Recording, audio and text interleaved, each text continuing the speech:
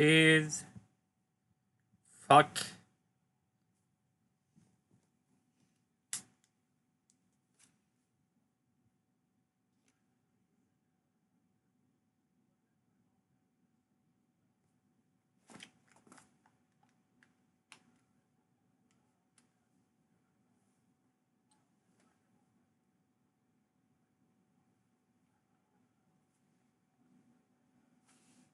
Come on, studio.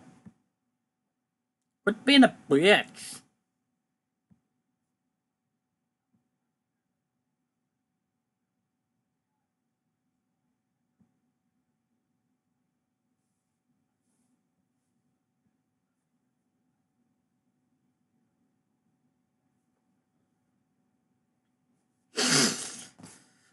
And on like Wednesday, this time my phone is at 86% and on battery saving mode. So now I can actually tell if if it happens.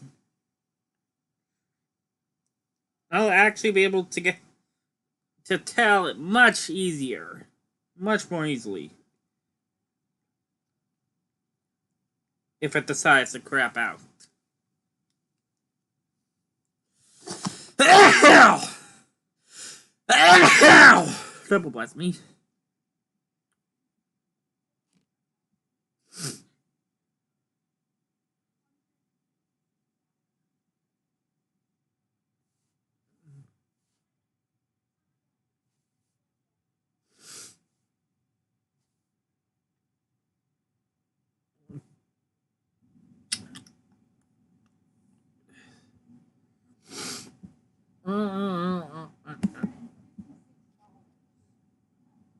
Scrubbly, thank you.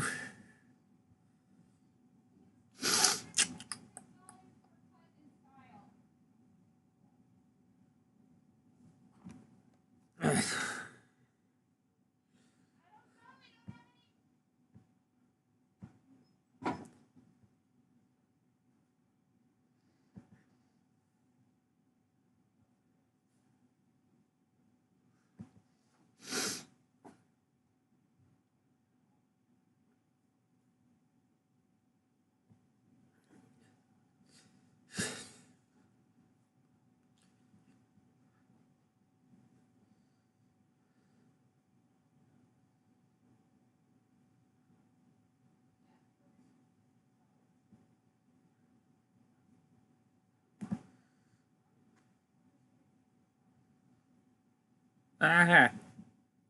No, I didn't want to drag you.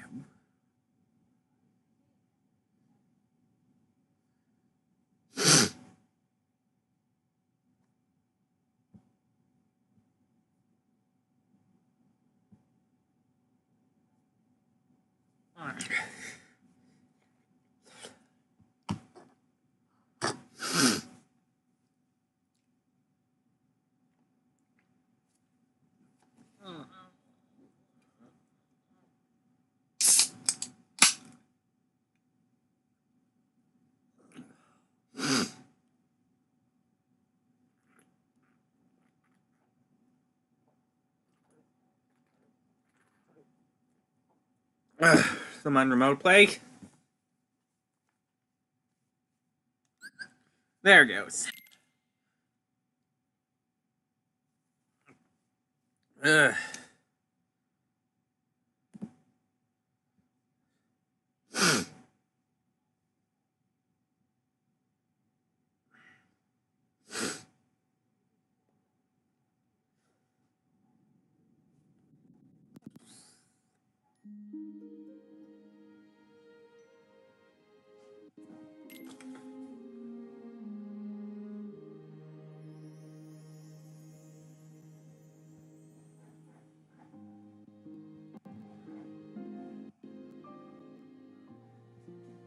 So, this is why you make separate saves.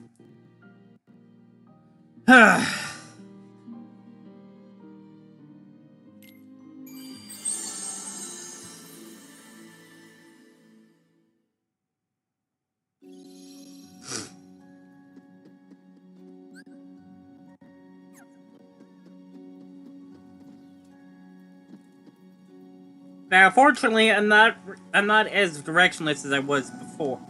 As I was before.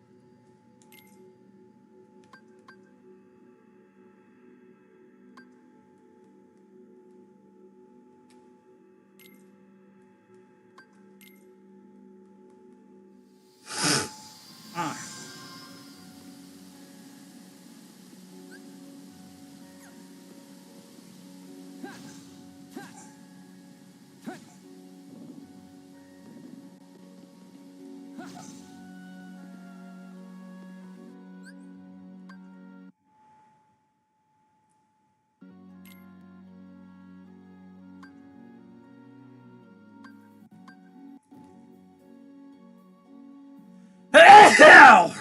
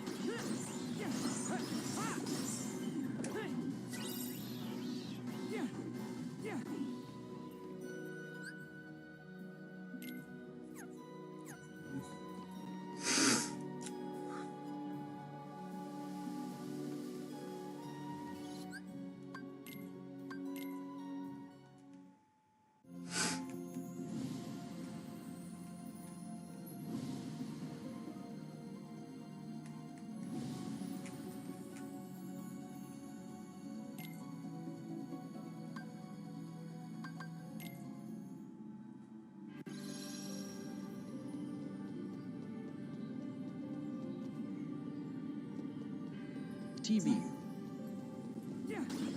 Welcome to the stream. TV. Okay, it is running this time. I hope it would be. I hope it is.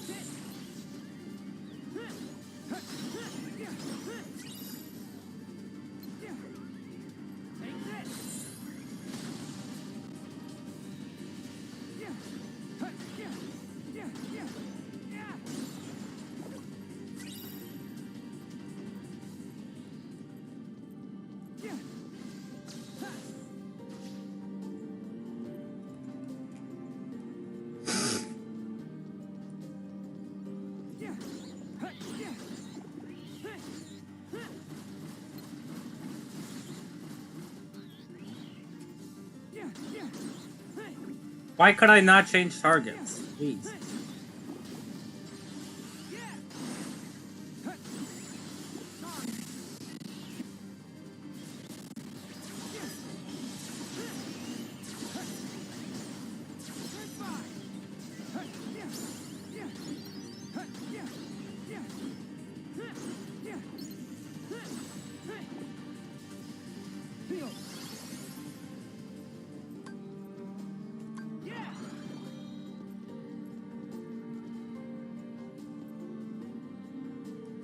Ah! I'm on precarious ledges. Do you really want to make me hold a direction here?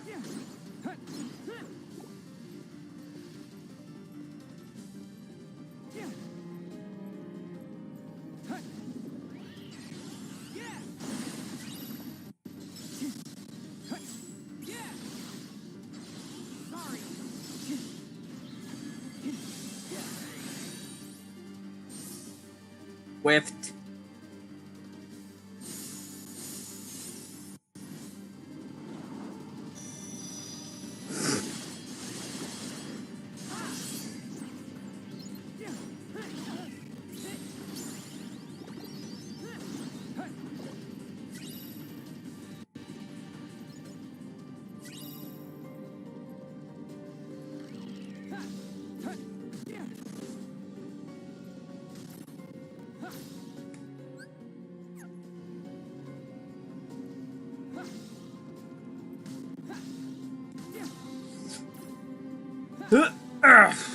There we go.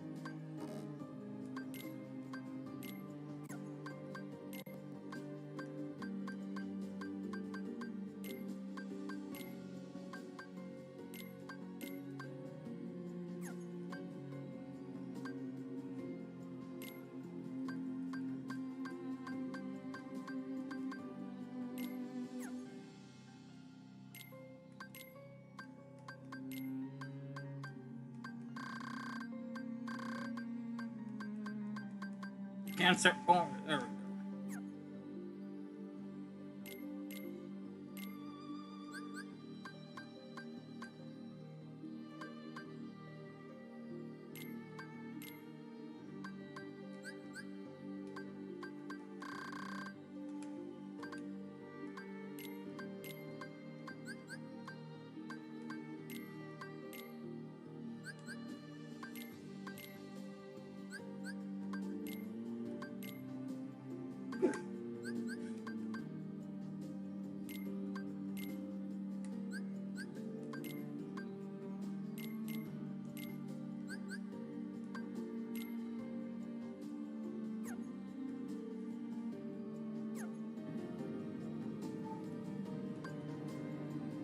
This is probably going to be very dumb, but I just want to see if it'll work.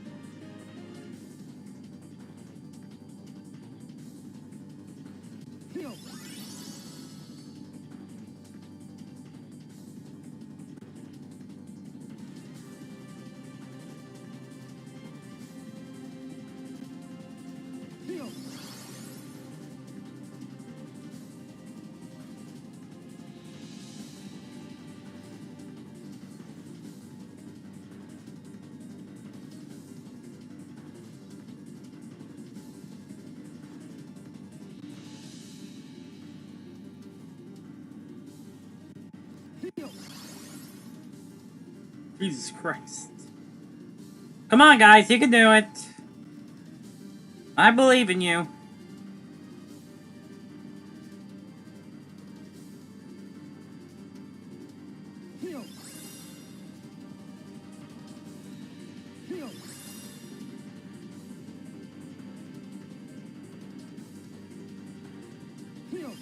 Just stop getting comboed! Please.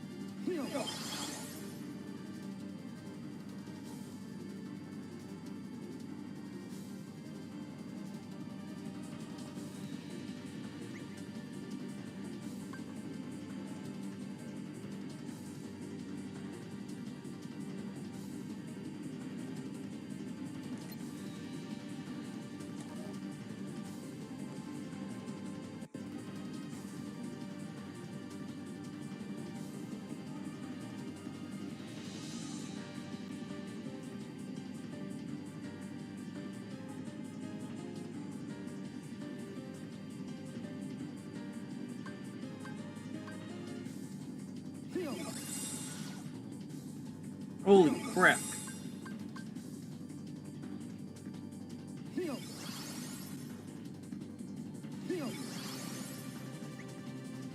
Cuba Tiger's getting wrecked all of a sudden.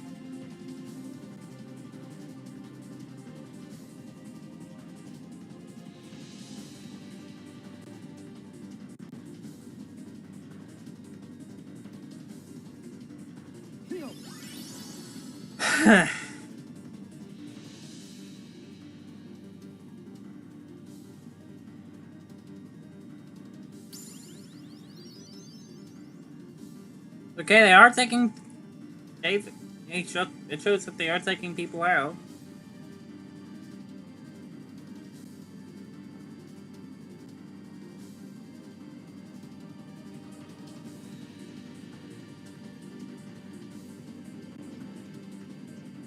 Why are you up here?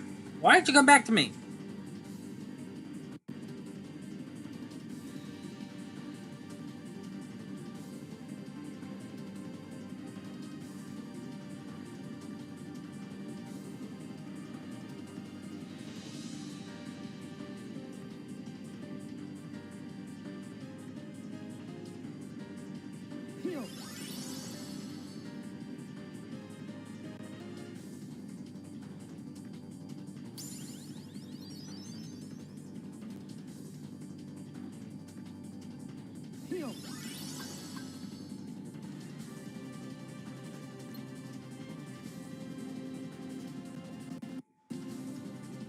Why are you guys so good at whipping? Yeah, I don't think we're gonna be able to do it before the time runs out. Before the drop gauge runs out.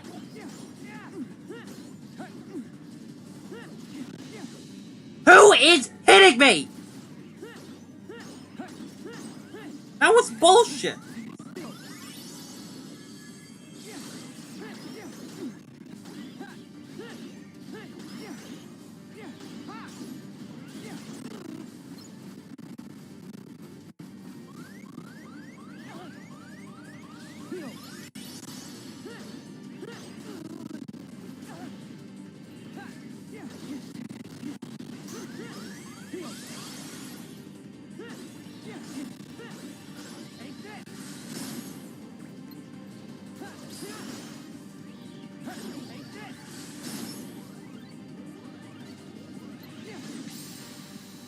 Jesus Christ. See, I got into bonus time right...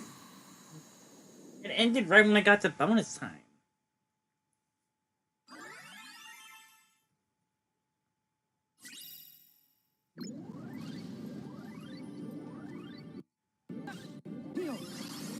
That is not the button I pressed at all!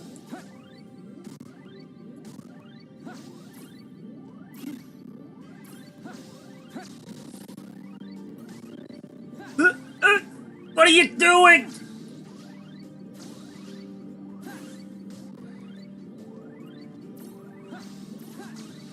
I can't see a thing! What is the pattern to these walls?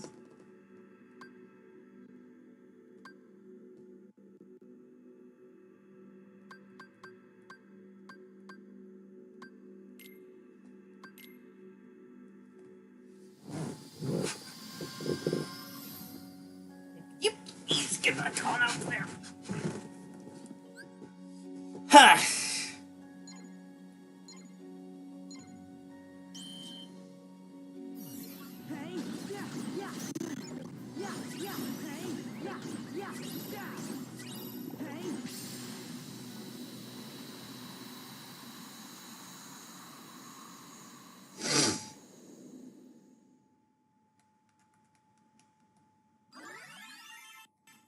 TV. I mean, haven't you already done this? Yeah, but I gotta do it again because Wednesday, because like I said, take one on Wednesday was so bad that I have to do everything again.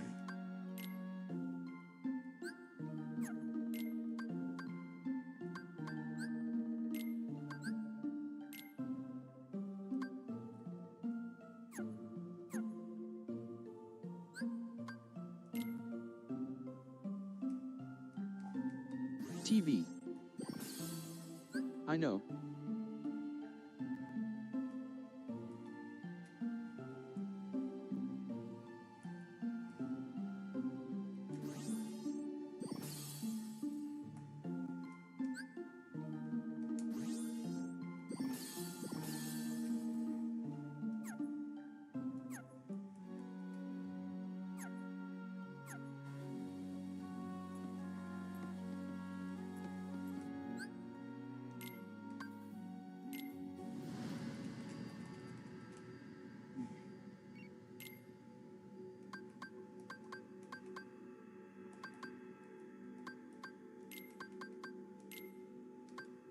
That should help. Yeah, get up then.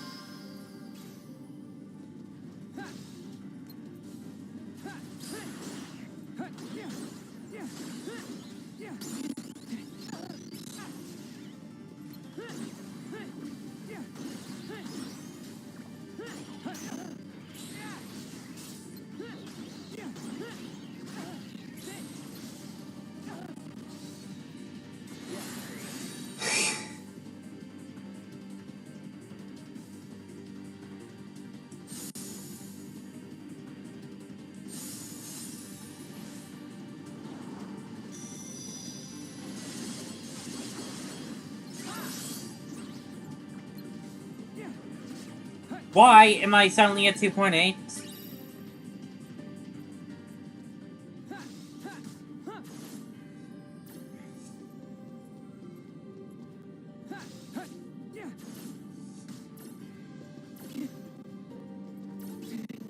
Stop it!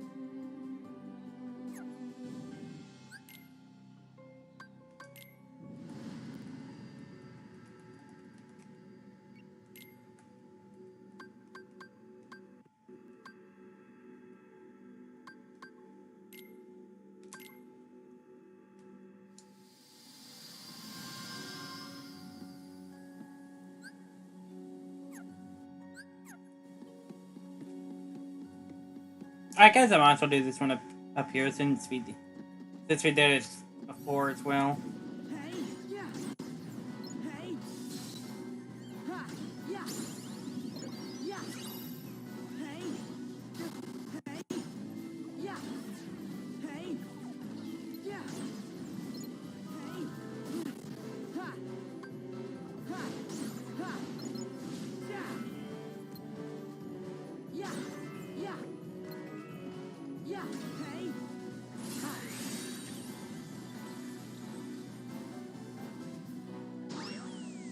Gotcha.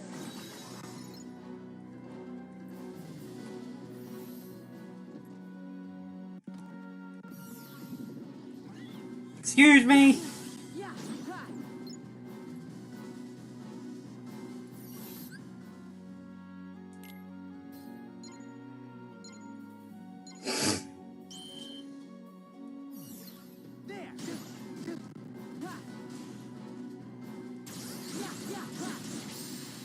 There we go. Easy peasy.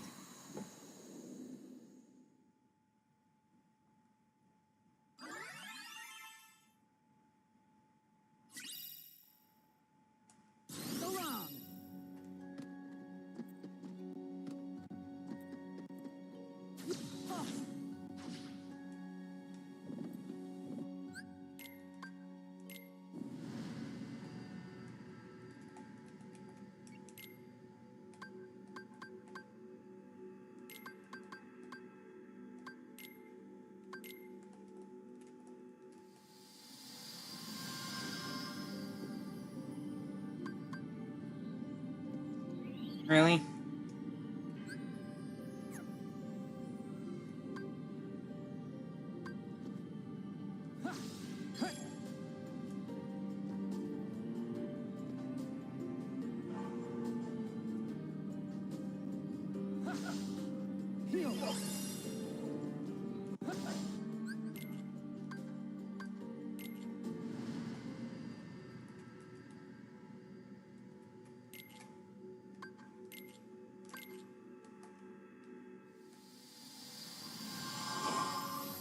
There it is.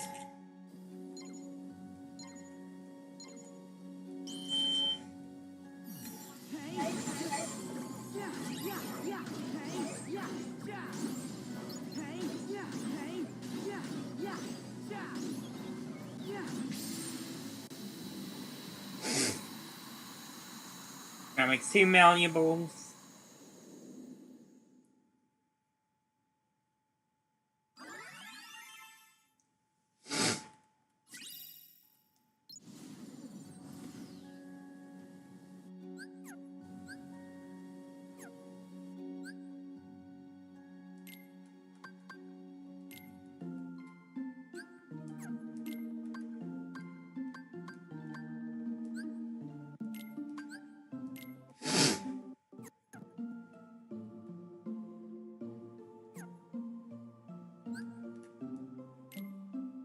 No!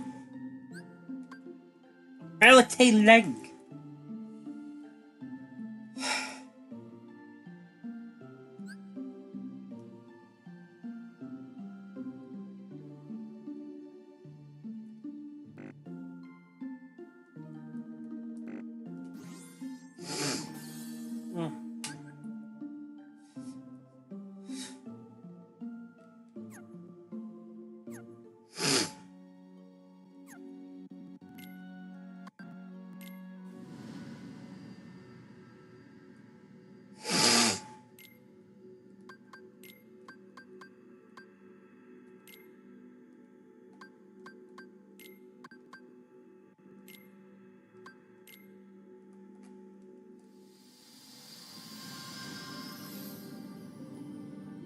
Beautiful! Oh my god. Ugh.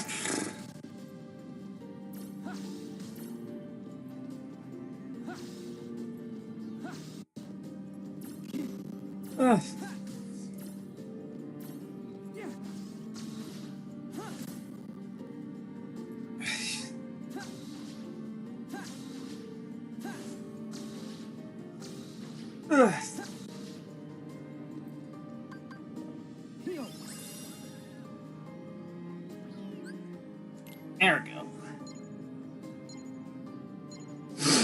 Alright, go get him, guys!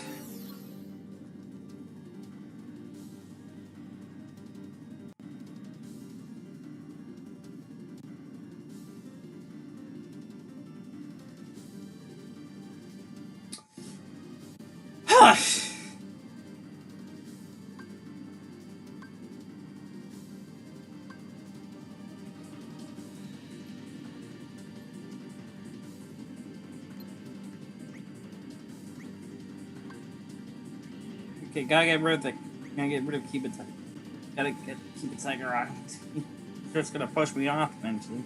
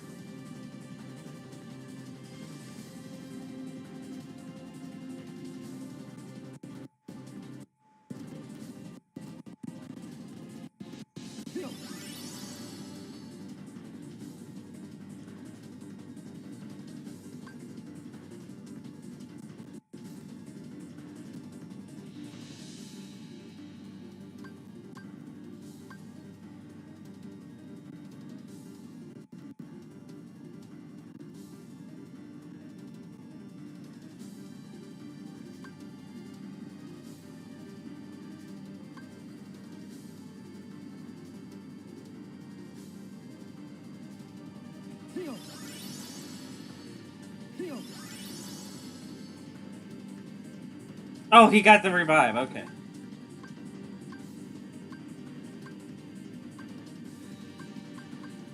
I was panicking there, like, why isn't he getting, isn't he early?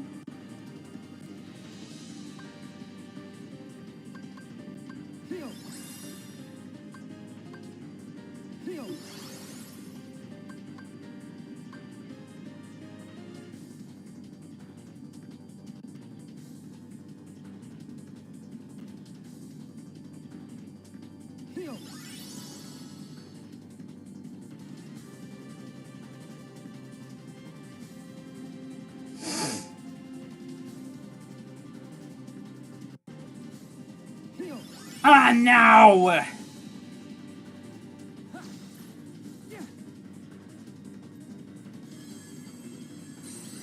Live! Camera? Camera? Camera?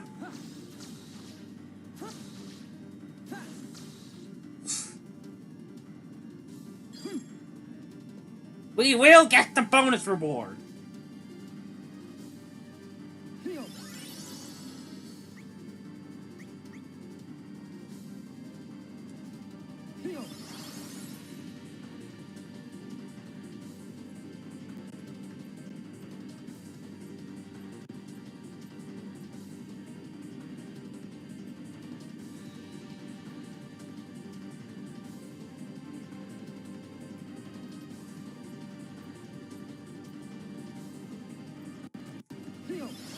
Oh god.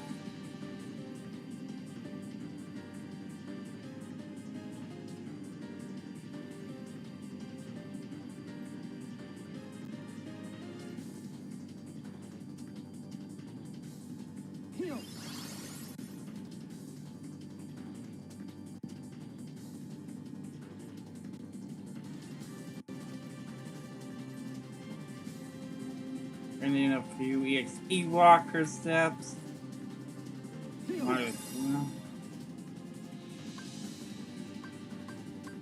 Actually, I am getting kind of low. Oh, holy crap, Ghost Wild is getting comboed!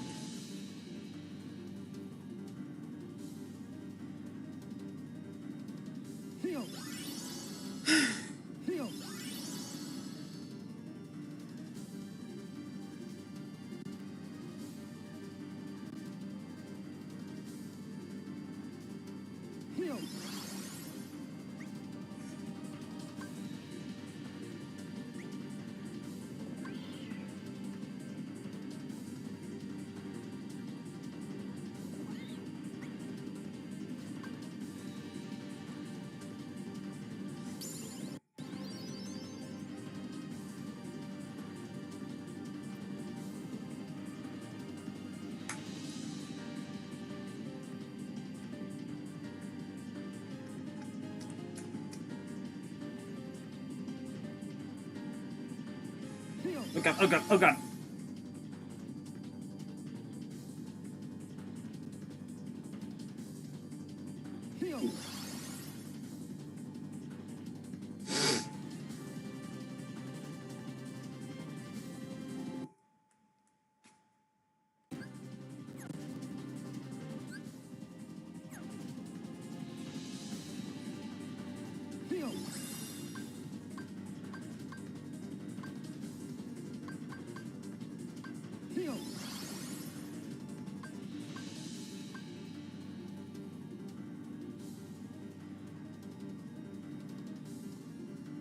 That's a very nice interior of the Keyblade. That's hollow.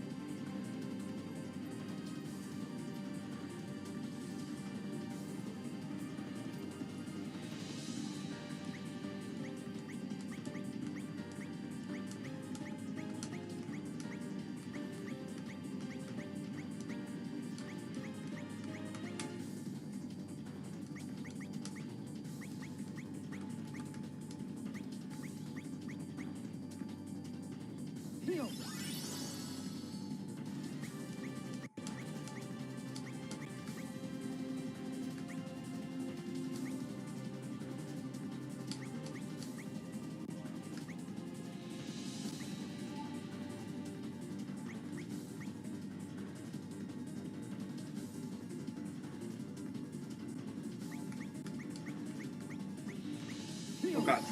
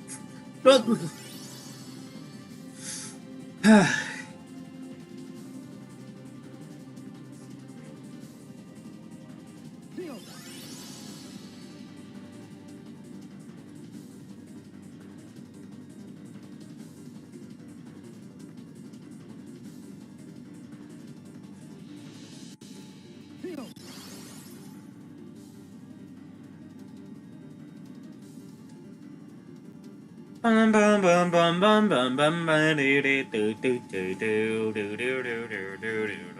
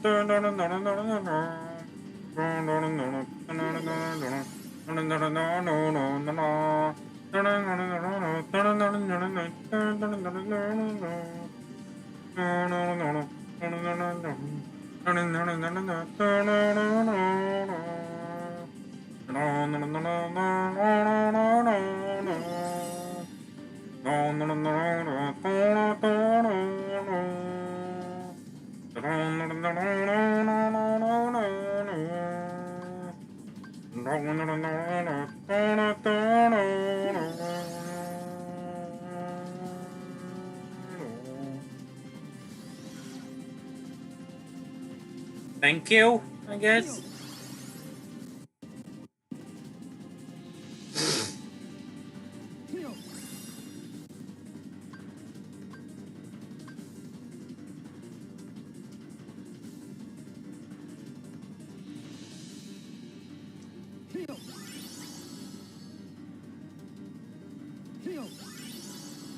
Man, that guy just will not...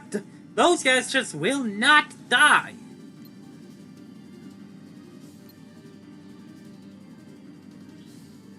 Okay, at least I'm now close enough to see how close to death they are.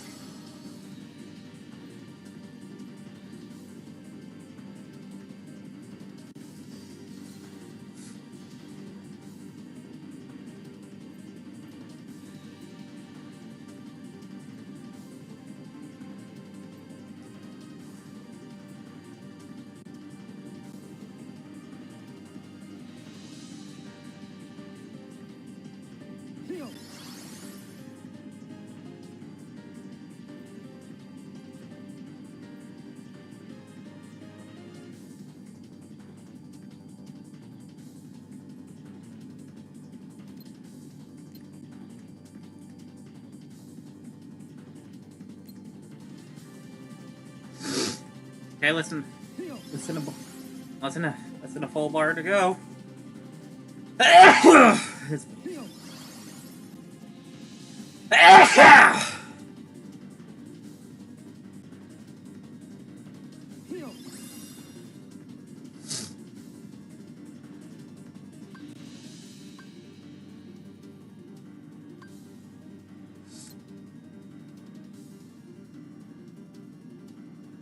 Oh my god, he's right there! It's just painful!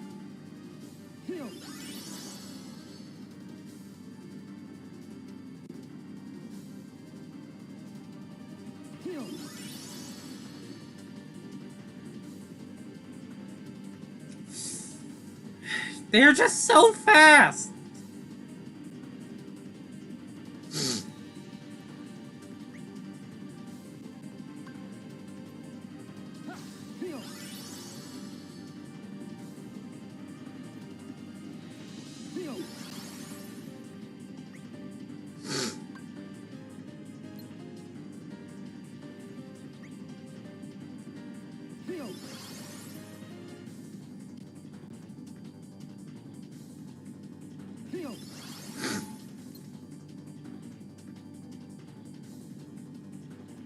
Okay, it's one down.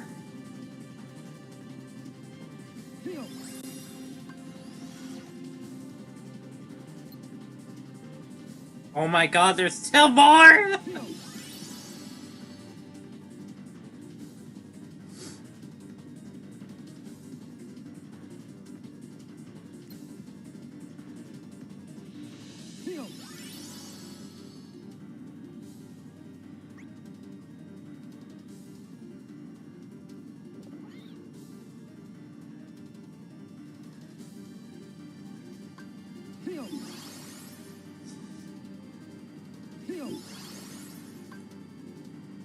I think that's another drop behind.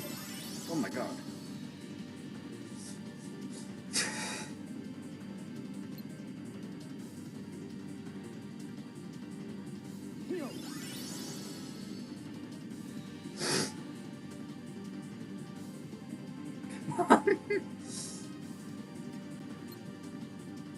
Oh my god, the other one is still basically at full health.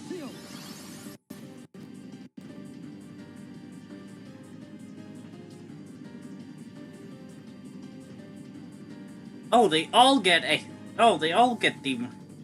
Oh, they all get the one-time revival.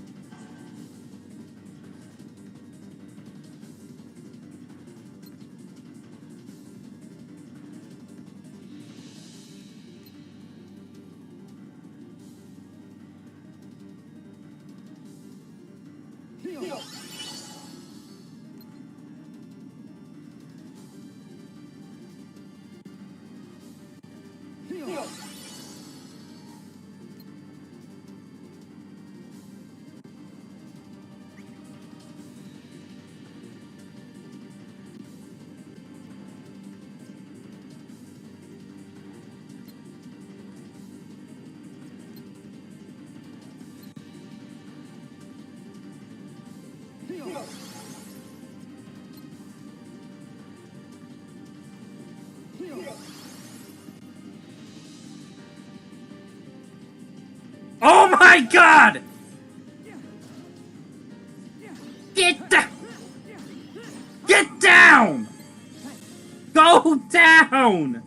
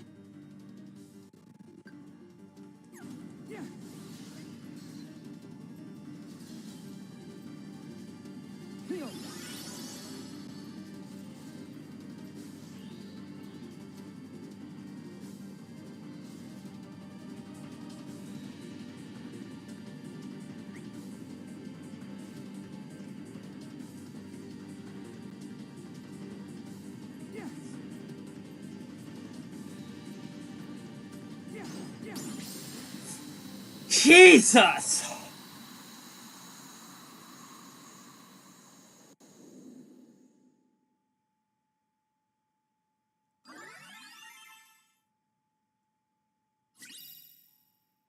Candy! Thank you.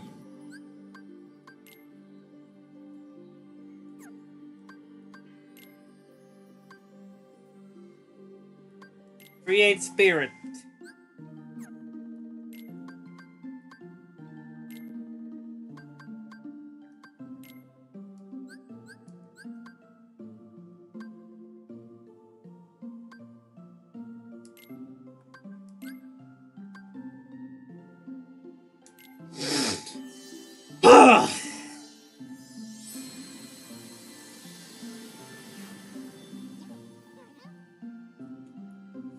Lord Kairu.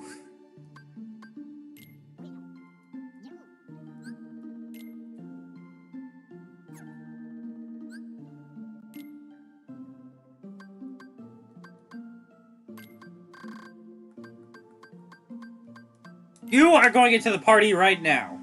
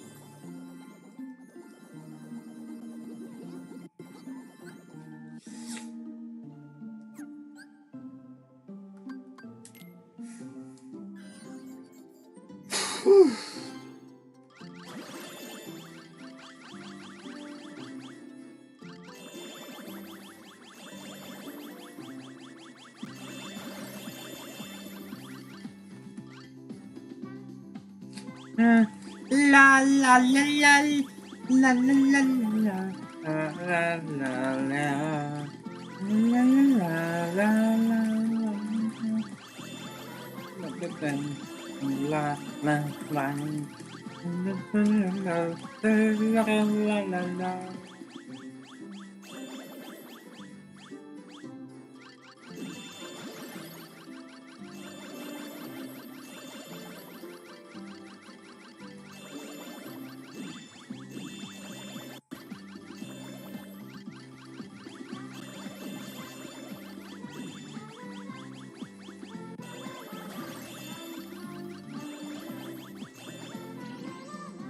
La la la la la.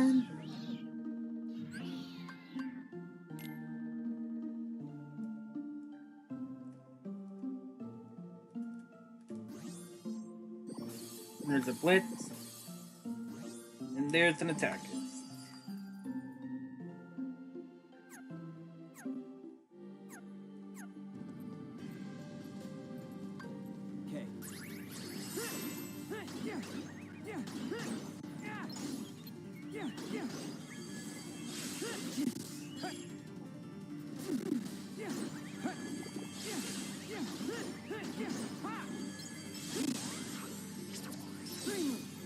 Dreamier.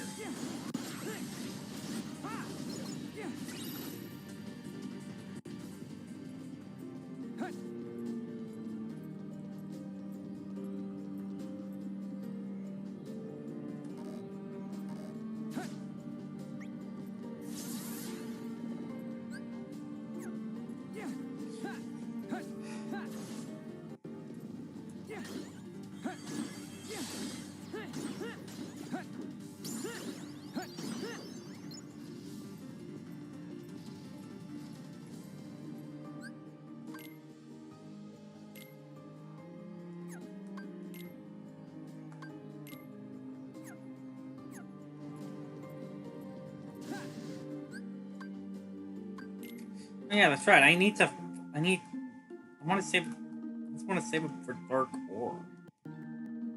I also need to get back Dark Ore. Meteor crash?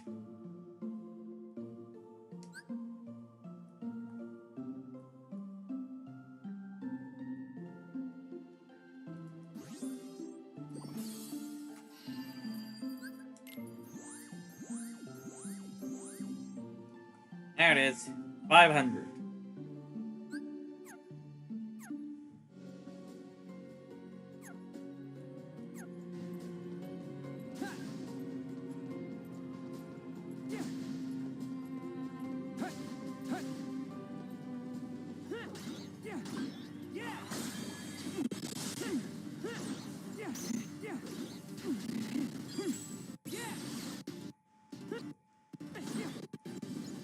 Don't see shit.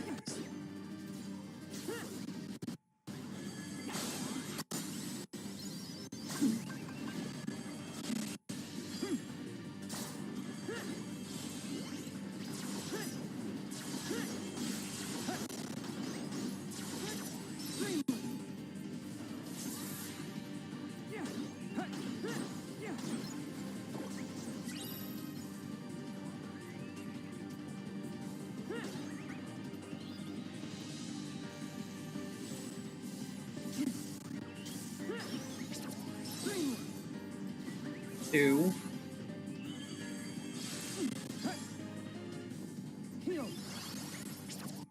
Three.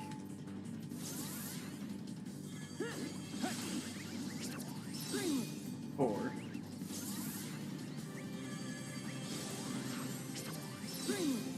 Five.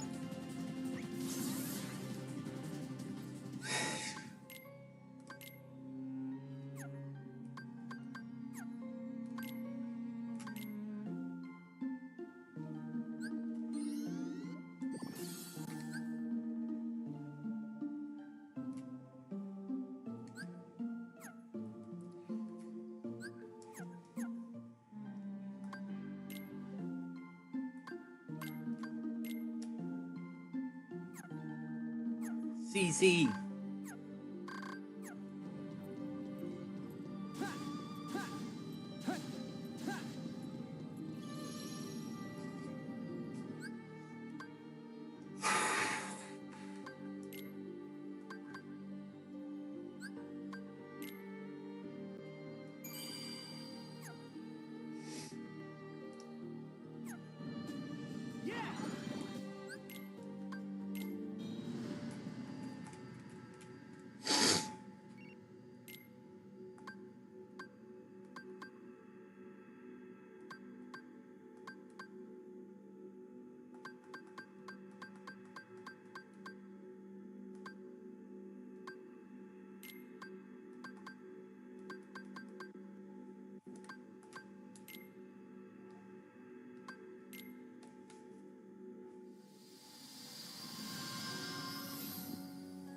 Perfect.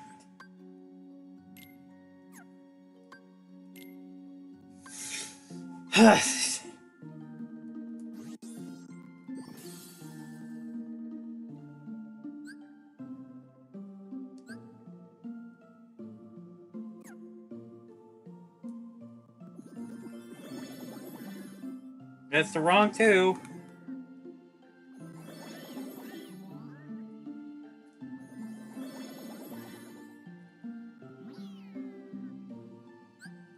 Fafnir. Poke the belly. Poke the tummy. There's the two we were looking for.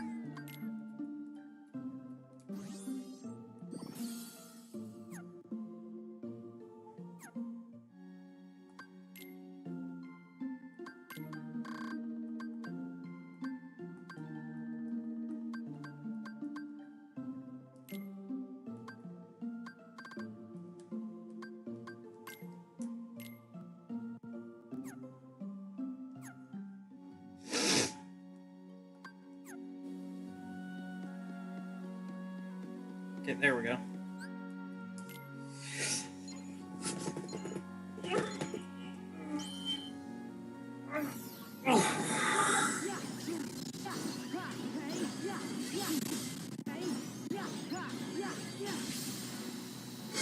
Easy peasy.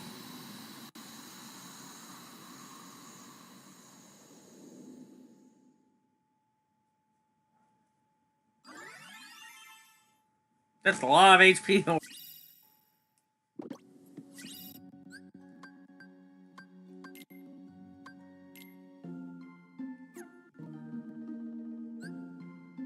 Let me see here.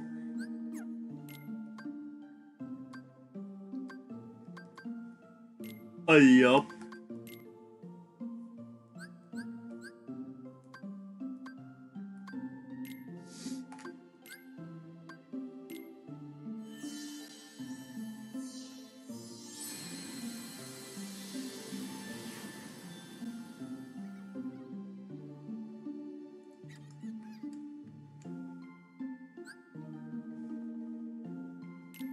Flabber meow.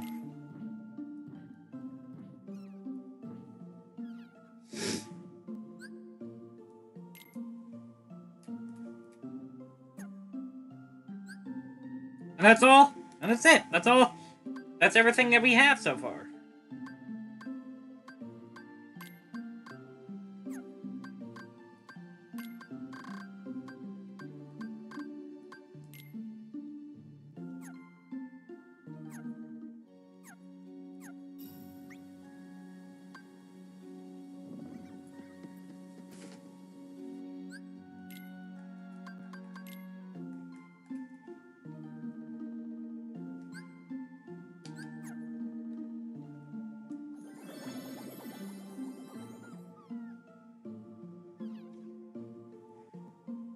Yeah, wow, it's the best.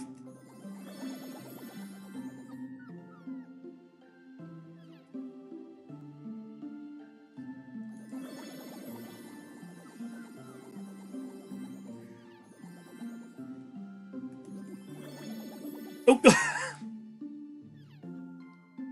Slobber.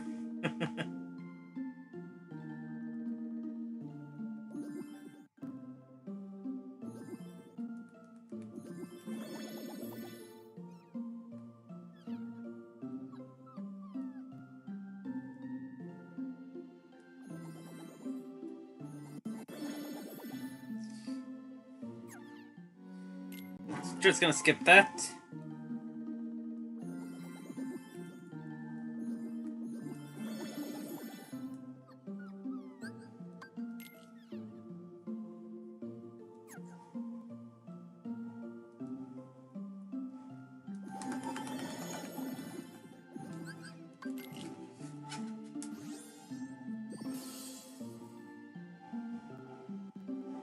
Faith!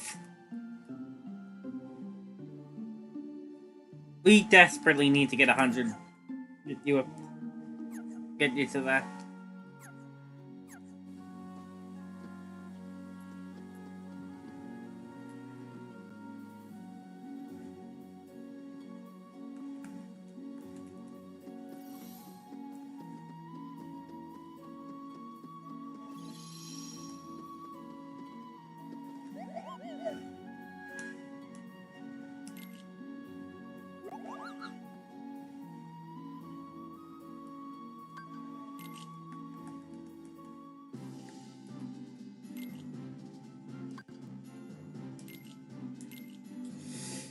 Secret Cup. Against Luke Halbert and Camkin. Back in part 11, he gave this a try and found that it's... Well, the equivalent of... Well, let's just say AI basically cheats.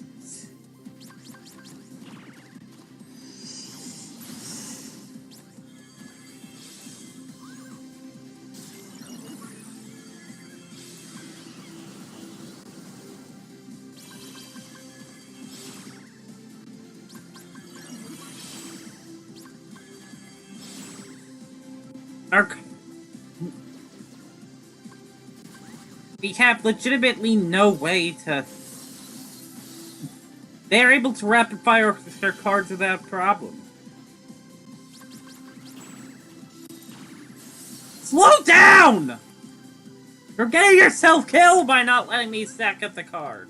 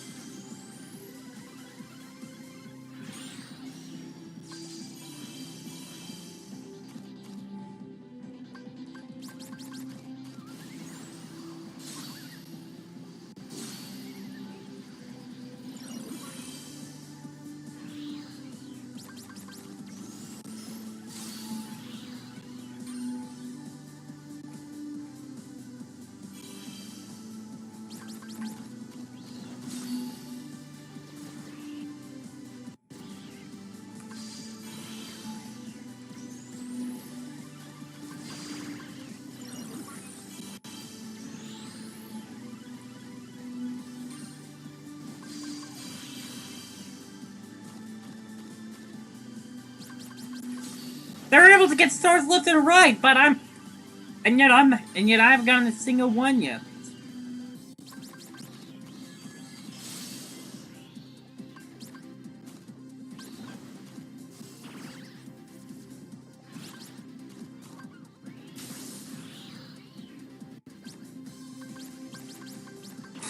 It's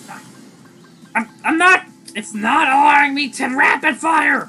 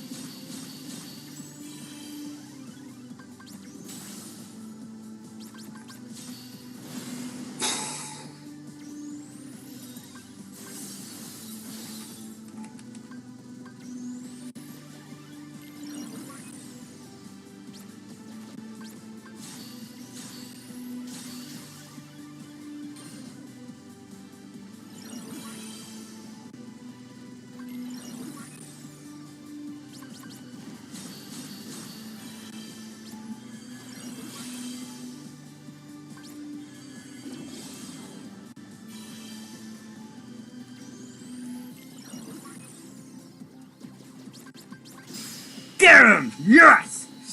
Woo!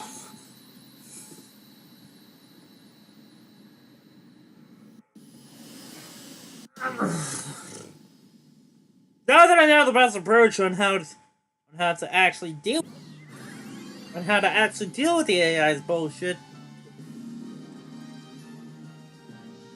I can do this much smoother. And I got an A this time! It was oops all B's before. On my last try. On my last attempt. On my last take at this stream.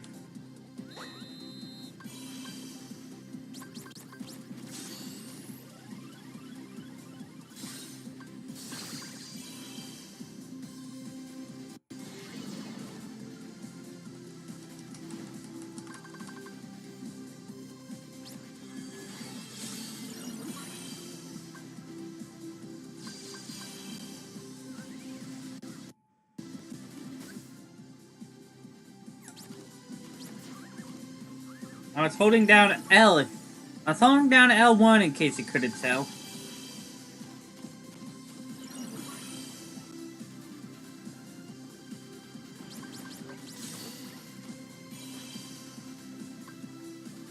You check it out. Onega!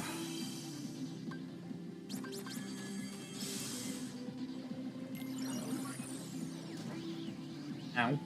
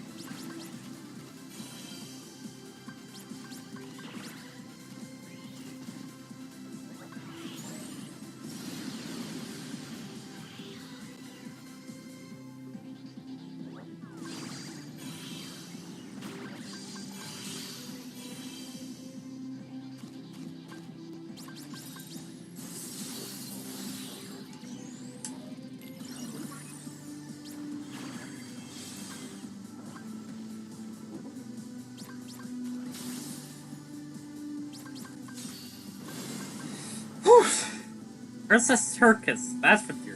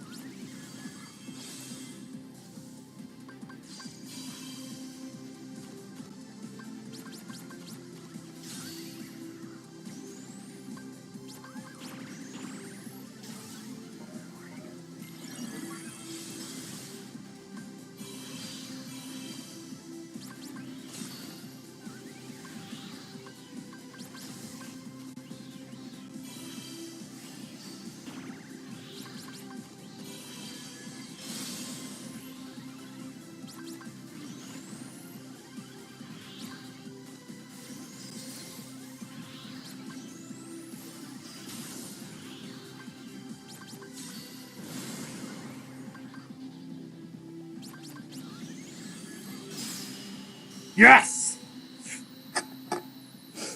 Much smoother.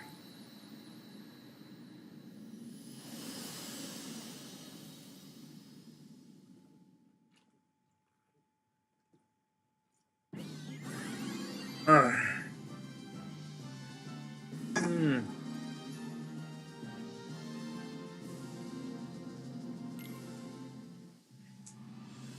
I love it.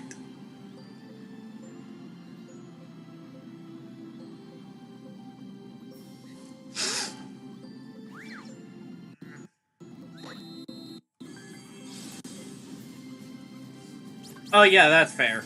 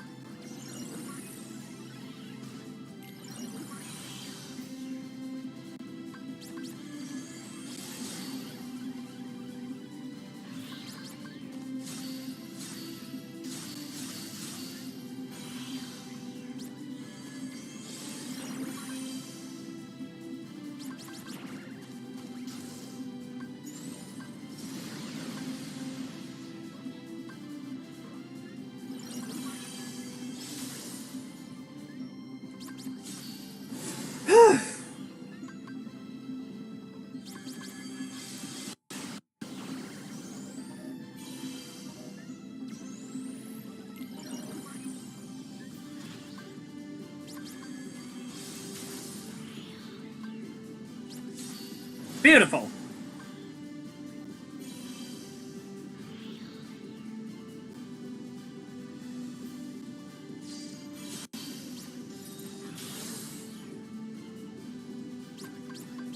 Really?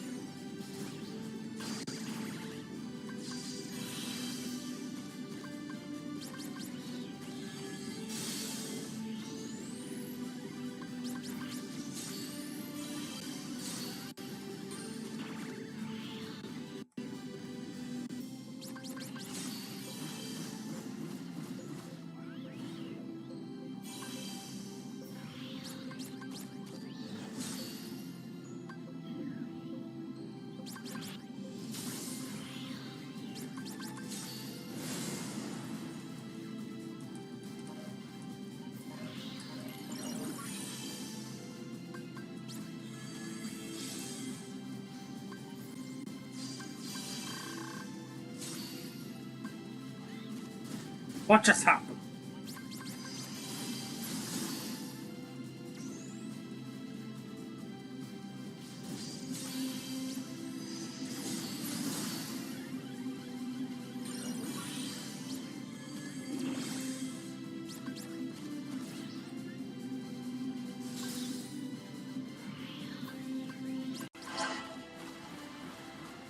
Excuse me?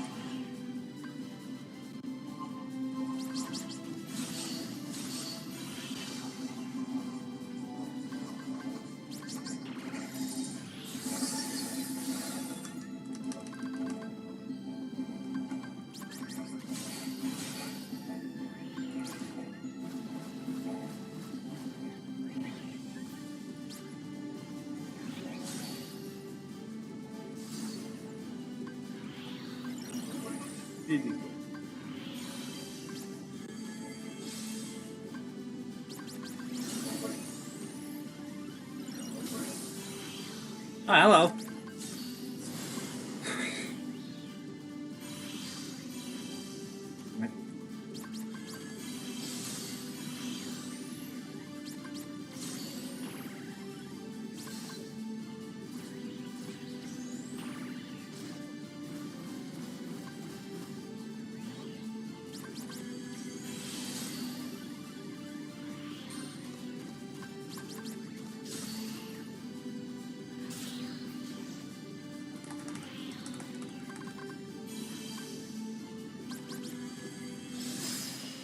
Boom! Bam! Ah! Time for the semifinals already! You're blasted through this! Oh, by the way, little graph down there. Now you'll know! Now you'll know when you've... Now people will know that they have left and that they've left as soon as they joined.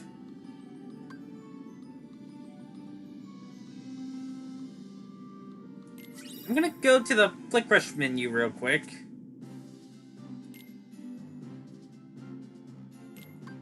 Because... yeah. I want to have a little bit of fun with this one.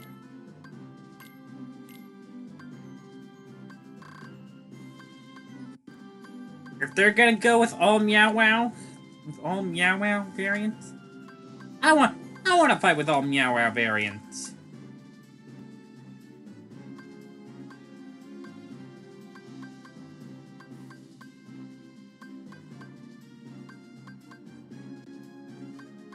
Okay.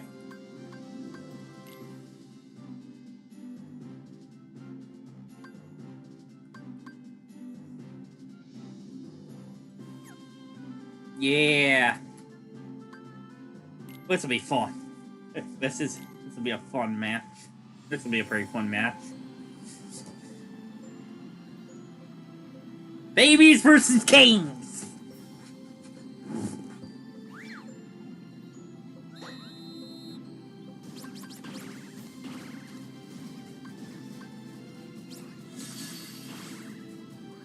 Hey!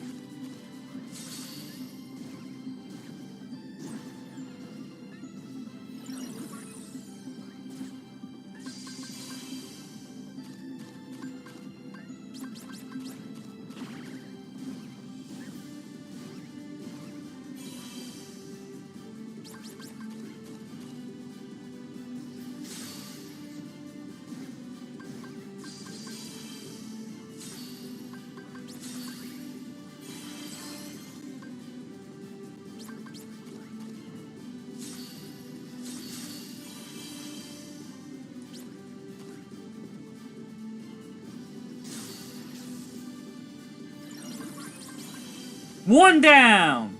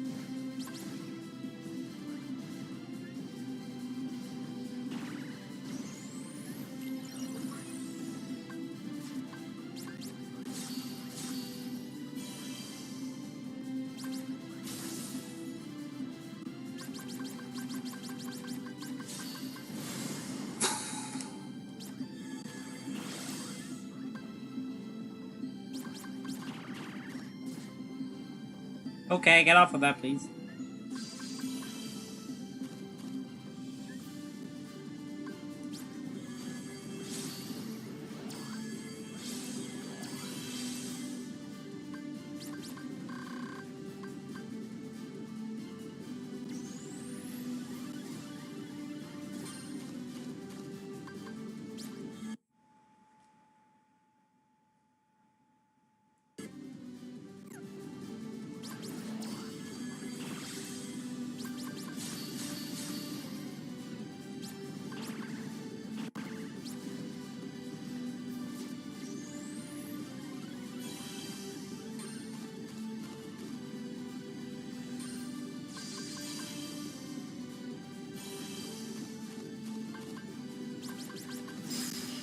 Yes!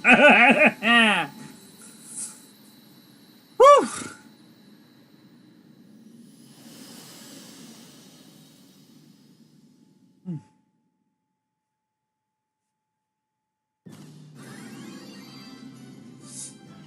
The babies win!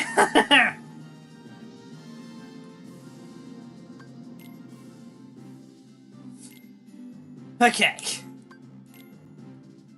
Last round in story.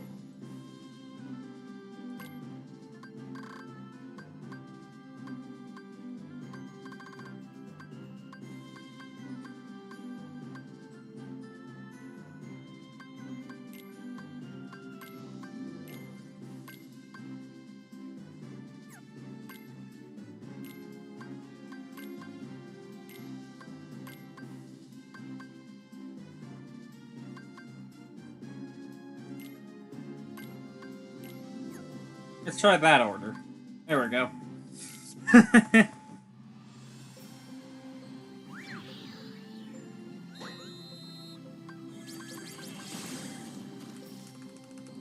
Bad start! Predictable start. Why? I couldn't move.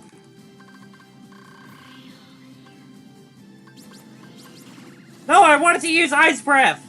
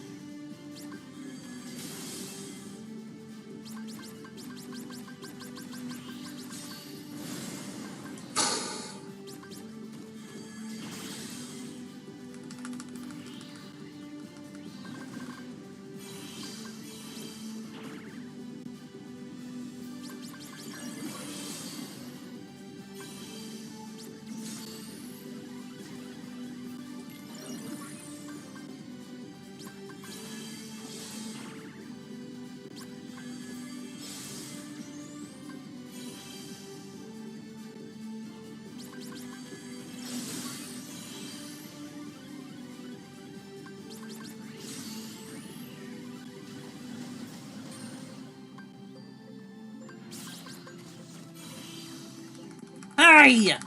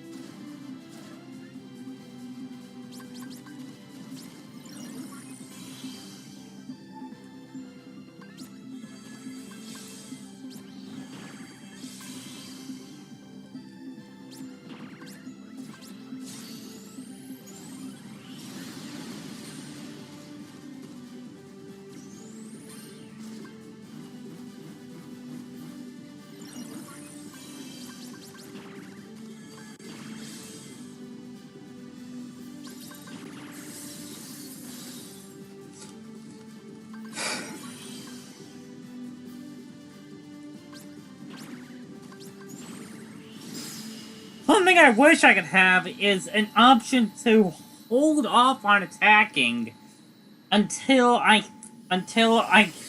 all my cards are in play. That way, the last card isn't being played after it's already been countered.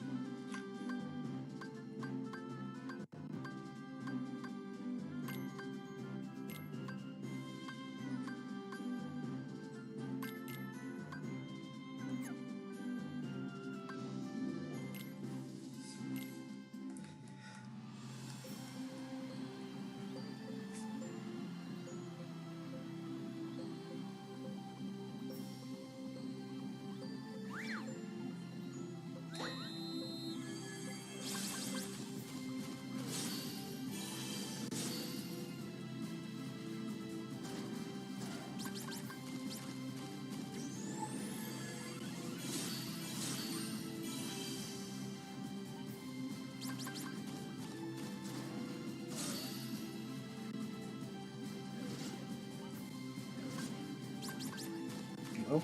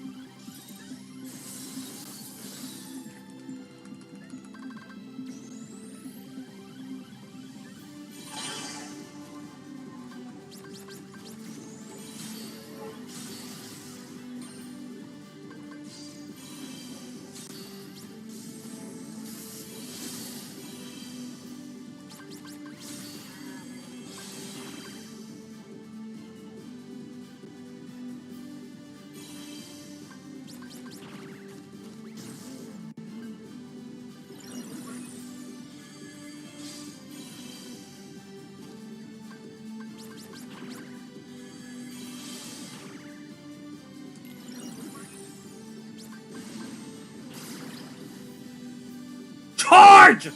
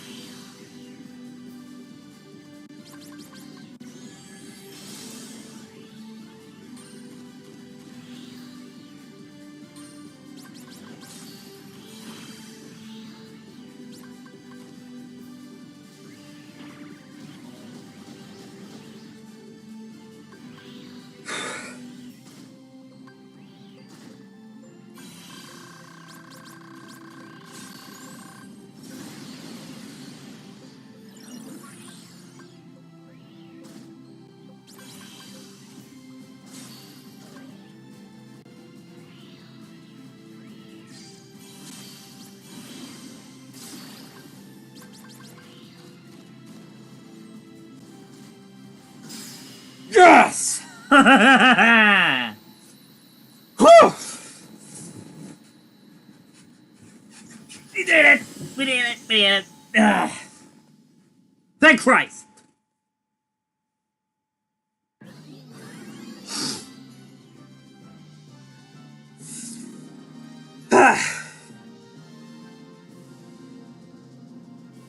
See? Whatever. Sweet dreams. We got the Keyblade for Sora.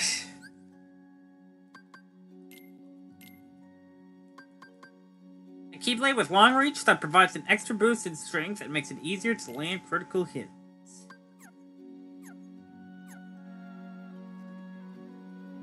Before we... What the hell? Before we get a proper look at it, you'll have to use the last... You'll have to finish the finals again. This time with Riku.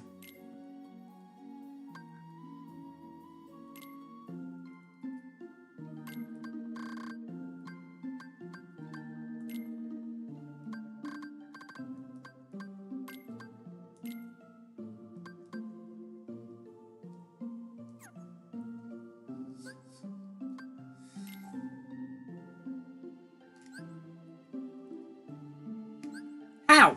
How have you not gained a single link point?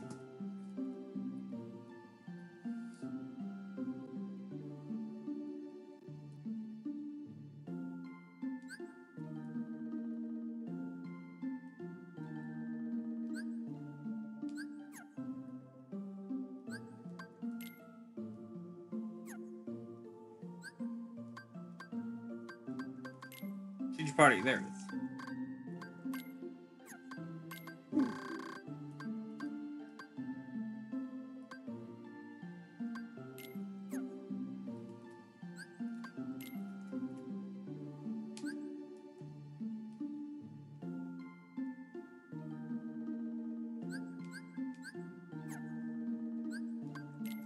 Which one of you had Dark Aura again?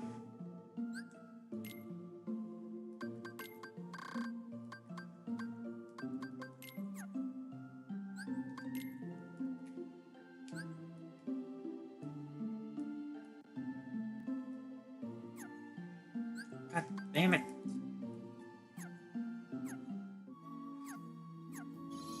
Alright, hold on.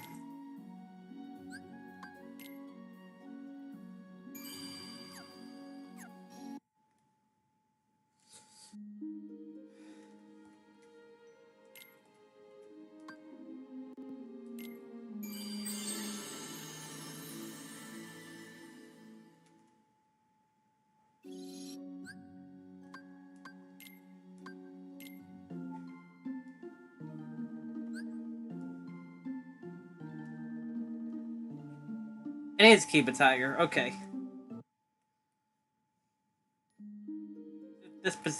Need the disposition thing? No, wrong one.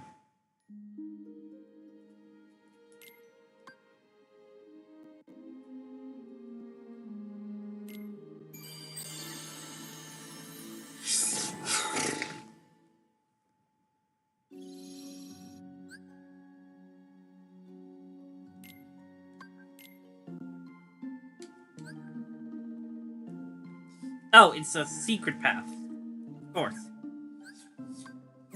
Ha. Well.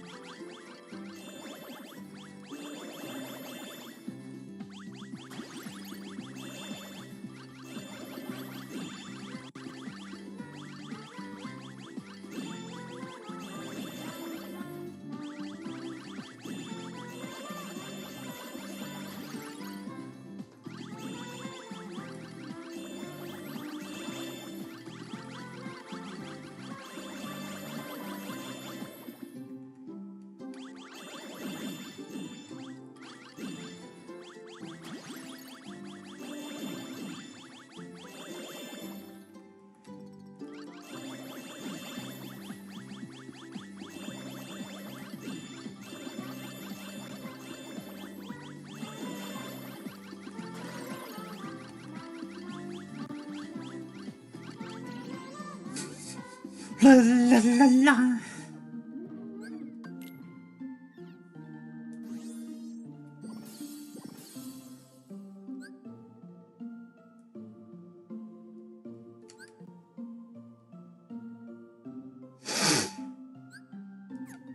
Oh, all right. Let's go for another round. Nice.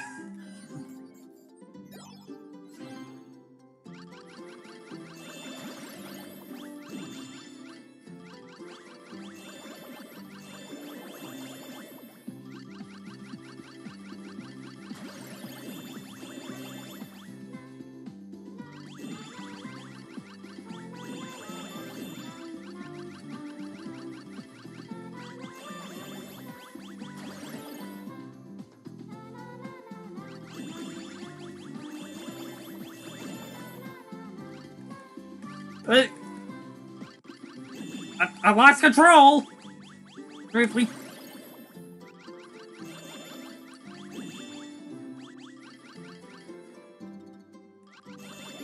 Why is it that the ones that land are always the opposite ones?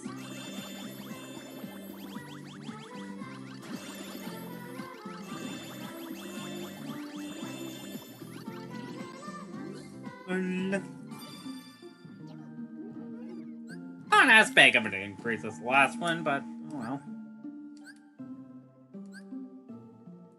Really?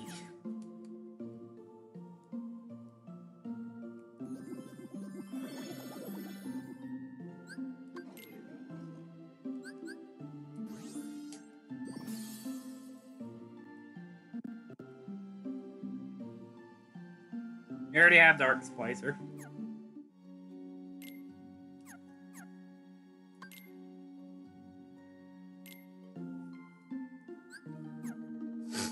Let's mix it up a bit. Water barrel!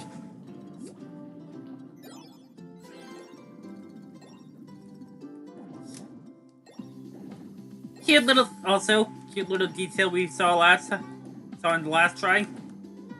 But Lord Kairu actually swims because he's a frog.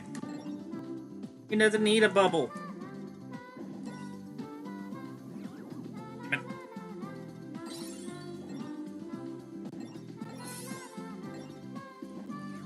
Ugh!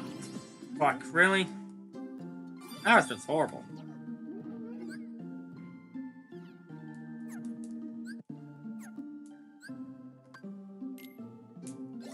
I have no sweet clue why my square button feels so stiff, by the way.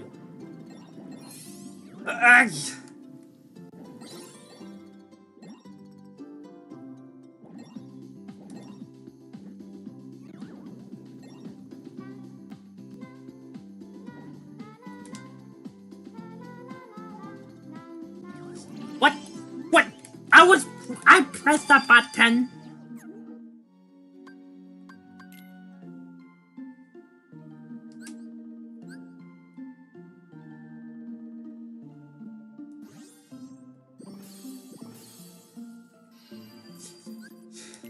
Round open. And yeah, okay. And yeah, you just need another 400.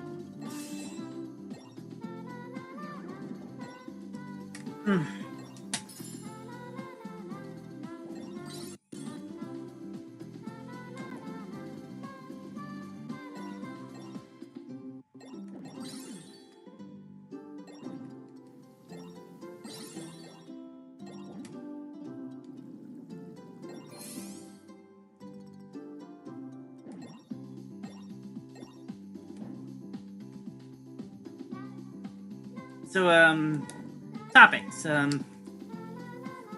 there ever been something from a from a children's video game that has given you nightmares before? For me, it was job failed the job failed from Sly 2 and 3. That bam. Like for several nights I would get such a similar thing of failing a mission. Of a failed mission.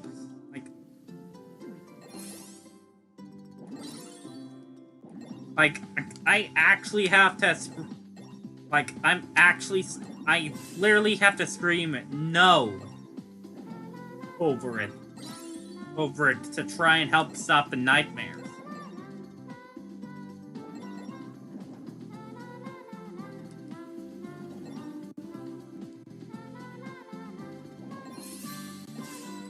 Ooh, nice.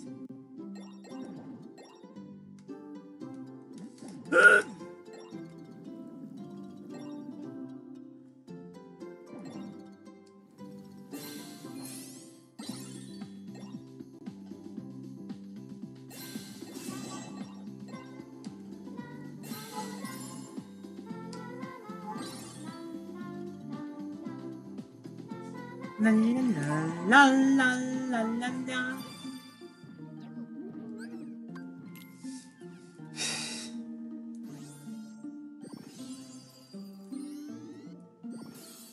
Almost there.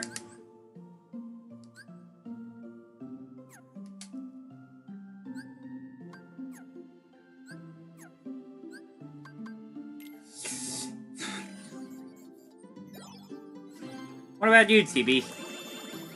Have you ever gotten nightmares from something from a video game?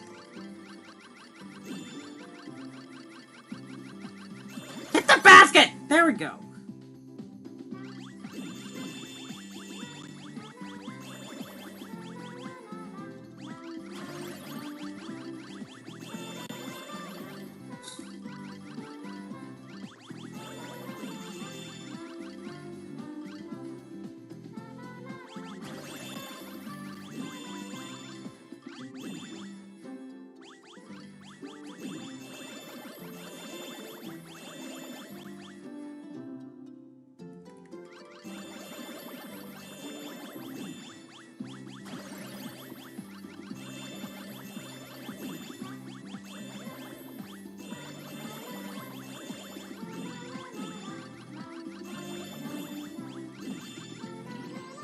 Finish!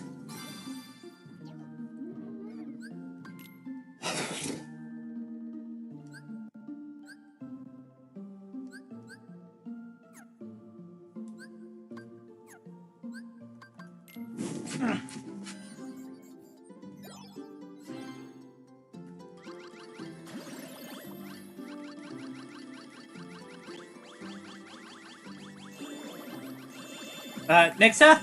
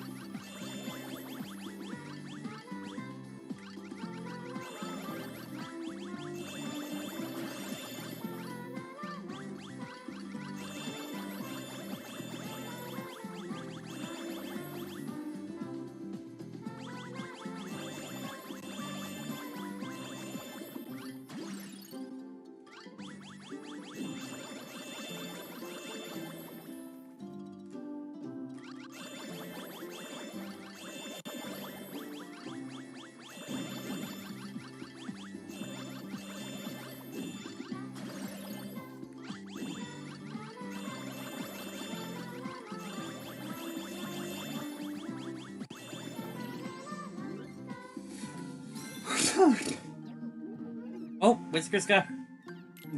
Oh, Whiskers over there got him. Anyways.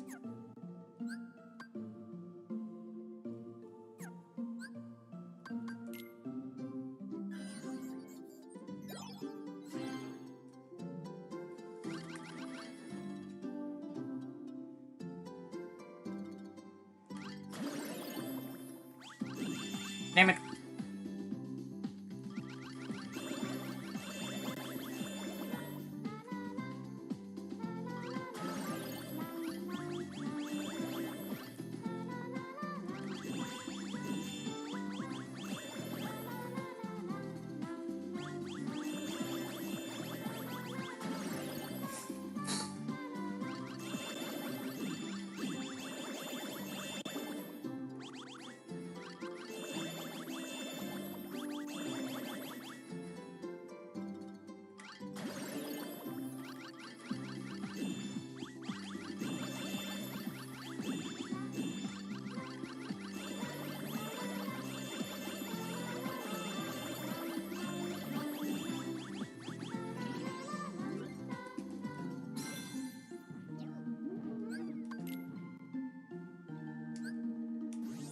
There we go, Combo Master.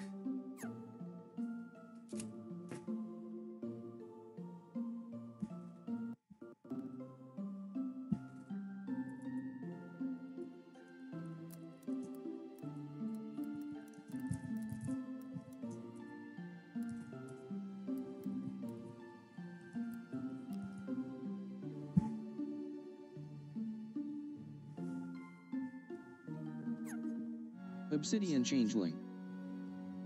Are you still there, Xena?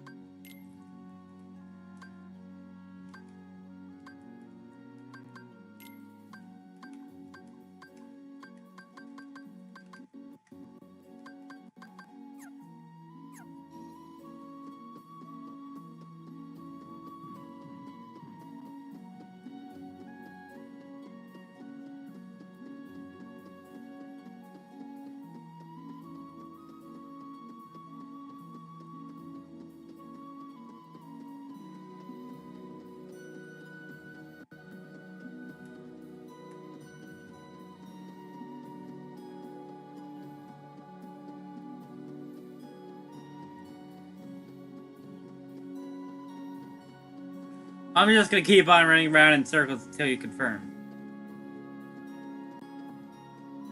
Wants me to go to Discord.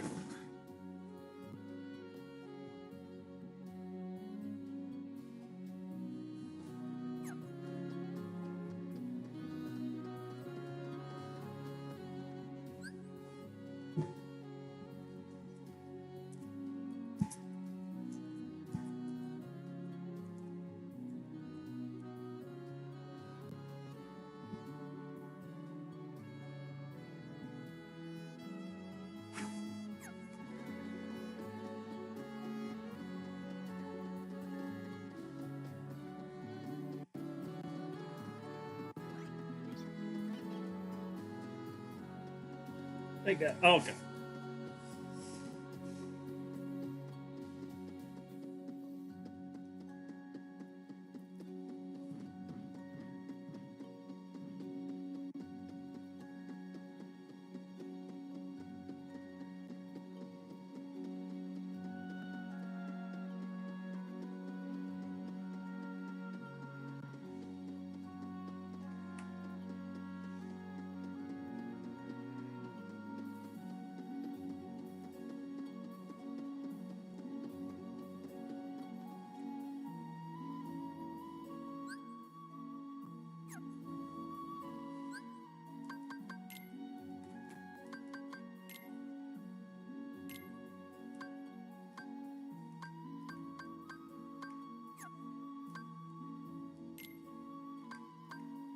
TV. I am still here. Good. So, this is no Combo Master.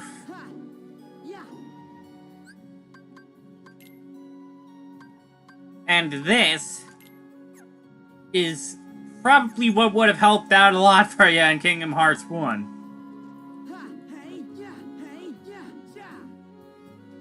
Yeah, hey, ha, yeah, yeah, yeah. Hey, yeah, yeah, hey, yeah, ha. Hey, hey, ha. Hey, yeah, hey, ha, hey, yeah. Hey, yeah, hey, yeah. Hey, ha. And Ha.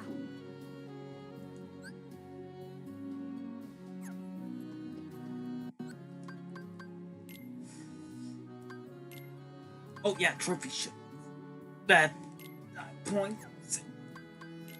And King of Rush. Prove you have taken first place in every Flick Rush Cup. Not every Flick Rush Cup.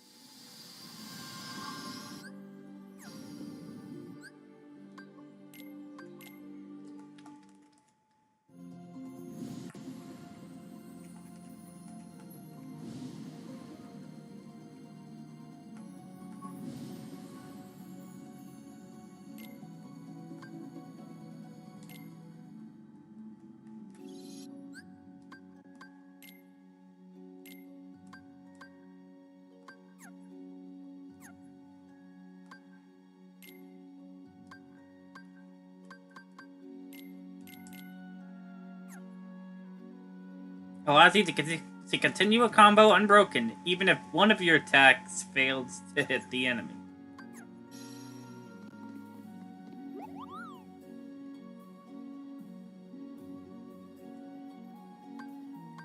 Damn it, no, no, no. Am I ever?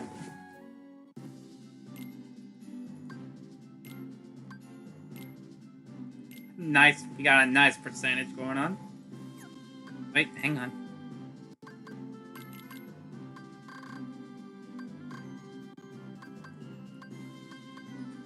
If it ain't broke, don't fix it.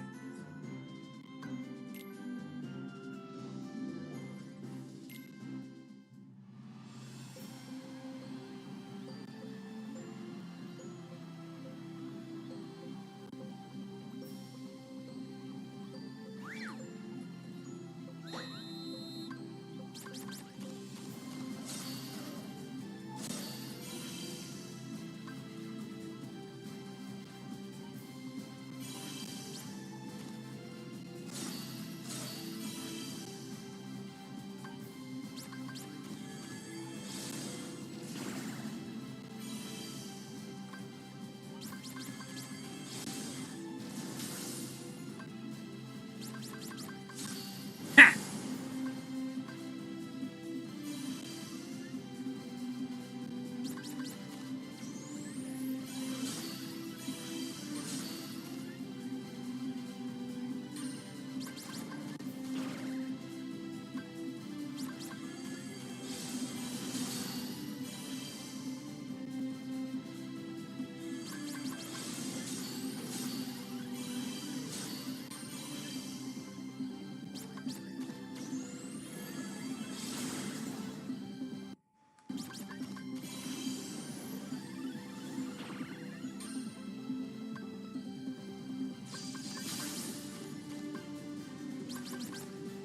Damn it!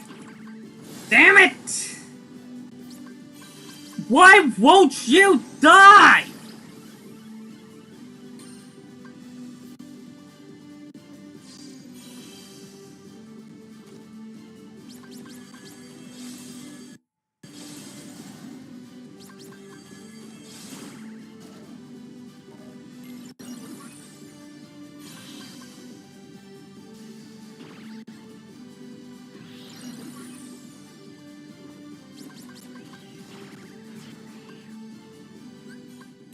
Start over!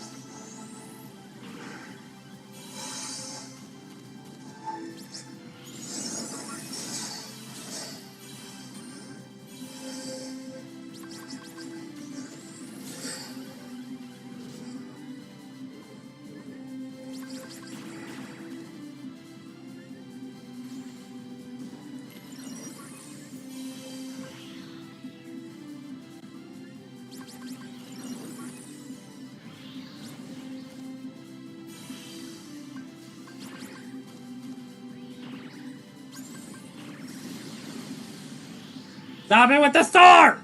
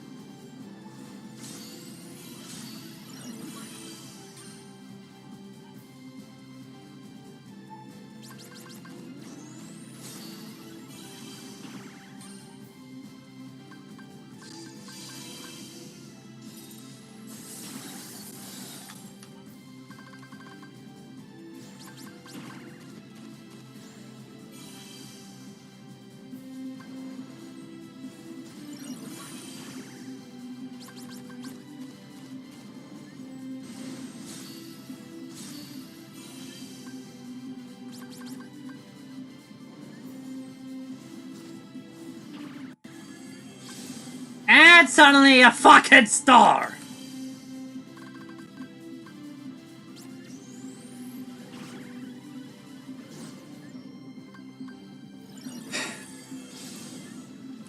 Hey, don't come for me, you bitch!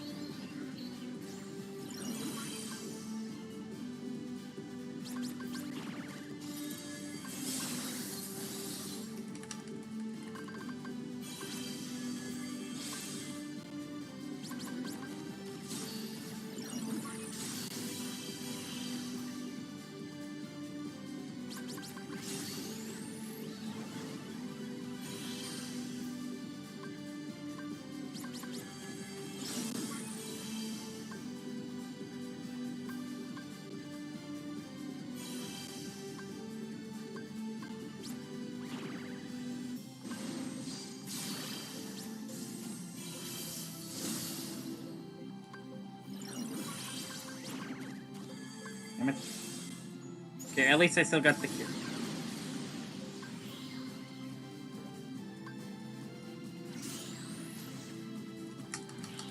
I need to fuck! Can I fucking charge, please?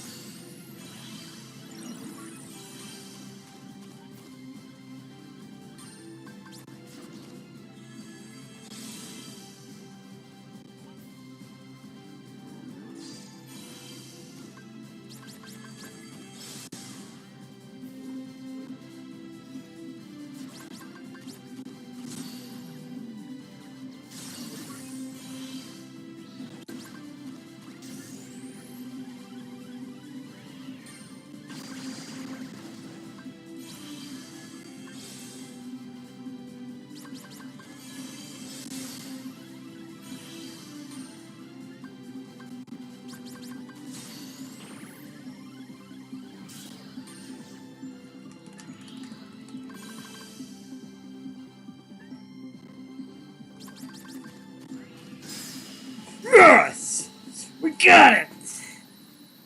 Ah! That was obnoxious.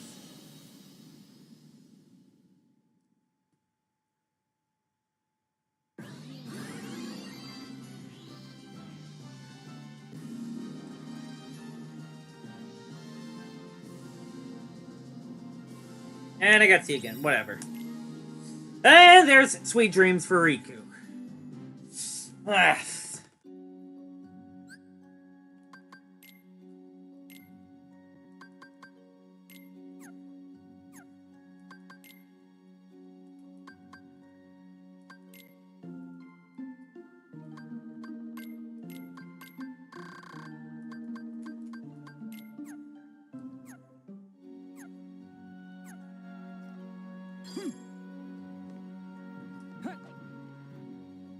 There it is. Pretty good looking Keyblade, huh? Now there is one other Keyblade that I'm missing, and it's for getting all, and it is for completing all the secret portals. I'm not sure if I'll actually be getting that.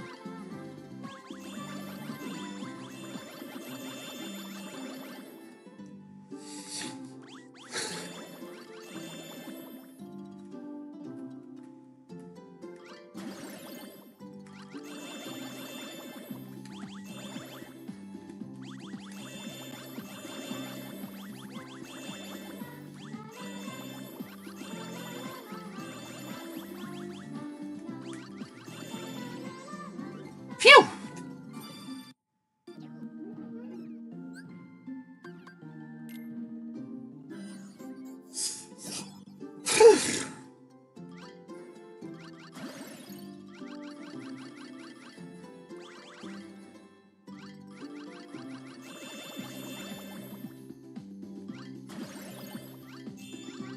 Oh, okay.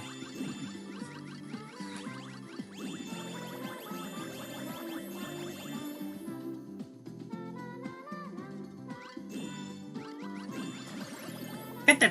There we go.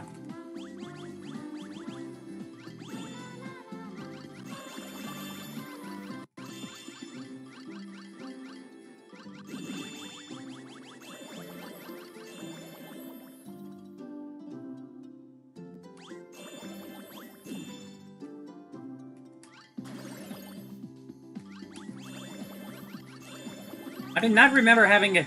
I do not remember coloring Prickle Name green.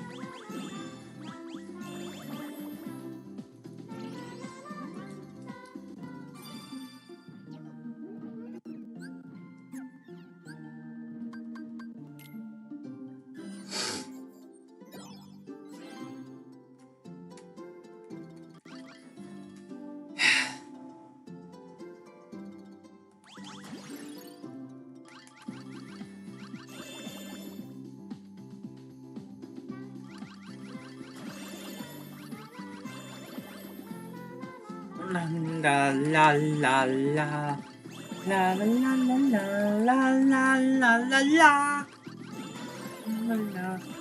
la la la la la La la la la.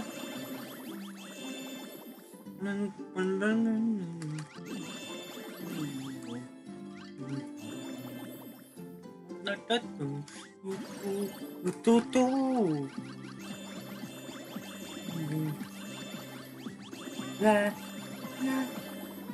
la la la la la la la la la la la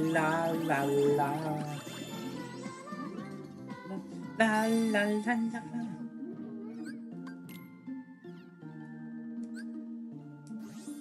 Faith, this is what I choose.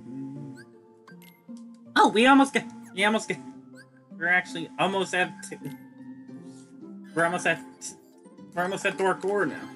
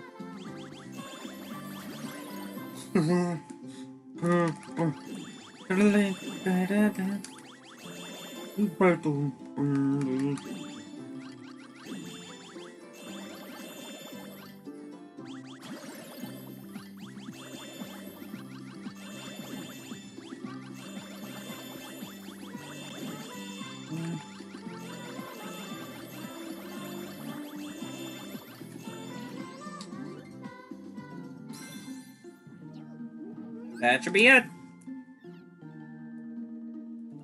Anything else? Gear boost. Attack, height. Look, Ora!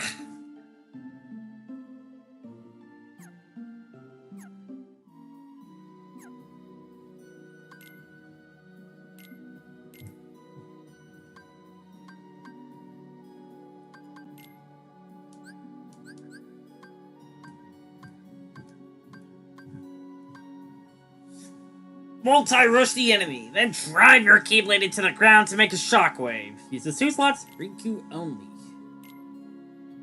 I believe we also have. We also unlocked Faith. Sora only. Unleash a colonnade of light that deals damage to enemies while restoring your HP. Uses 2 slots, Sora only.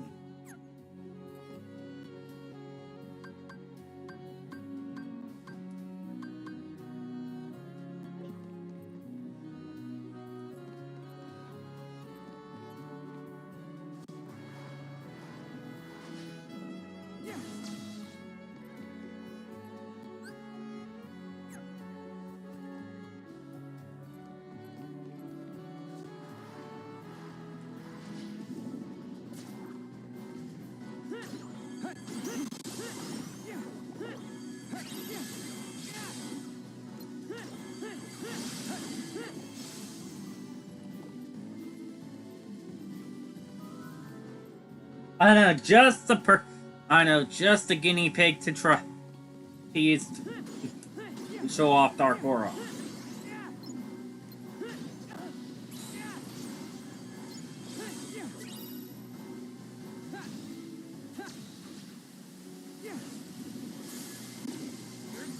Where are you going?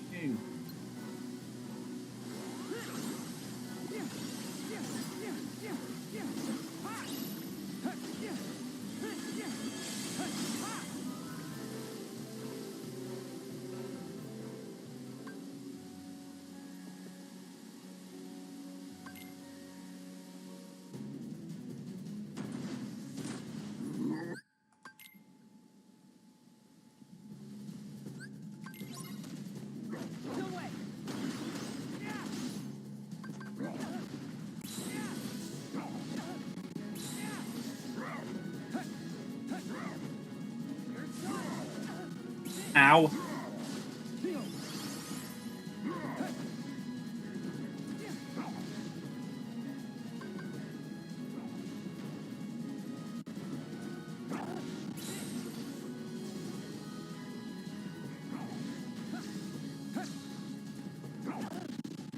the fuck?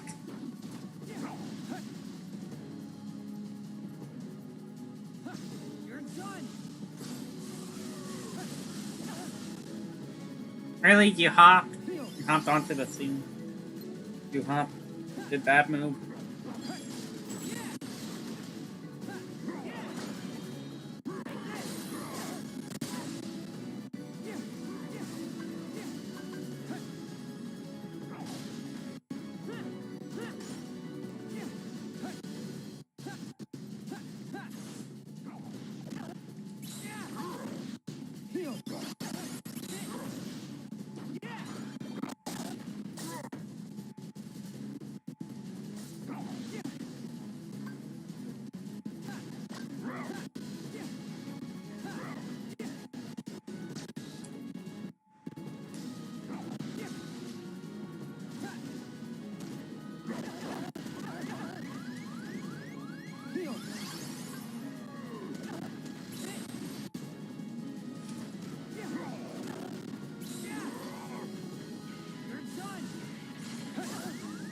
What?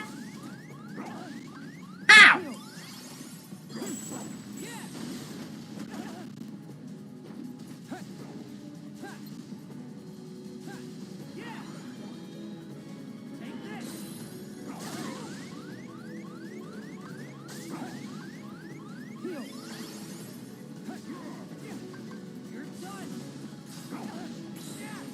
Stop canceling my attack!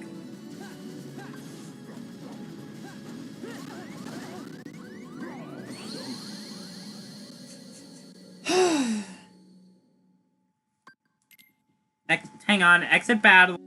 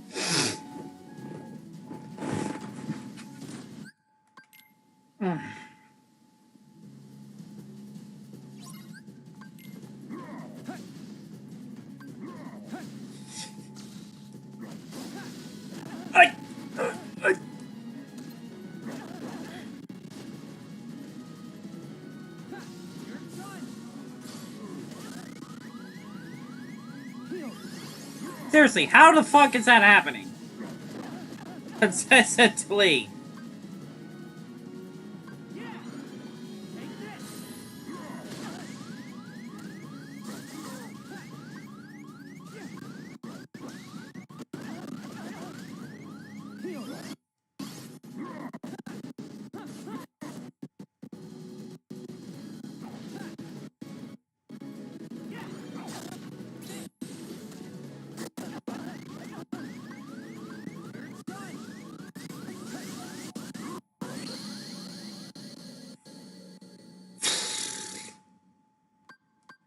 Fine. Go after the fucking boss. Go after the fucking world boss.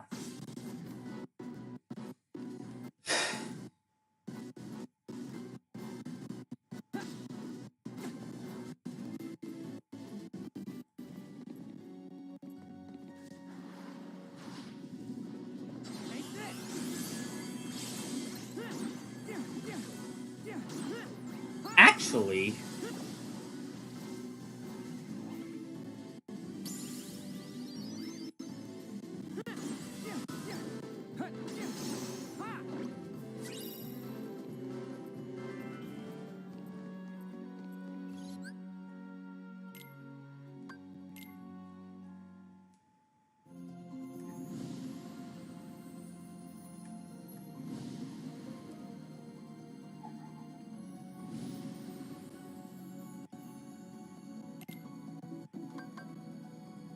I know the perfect one to show off.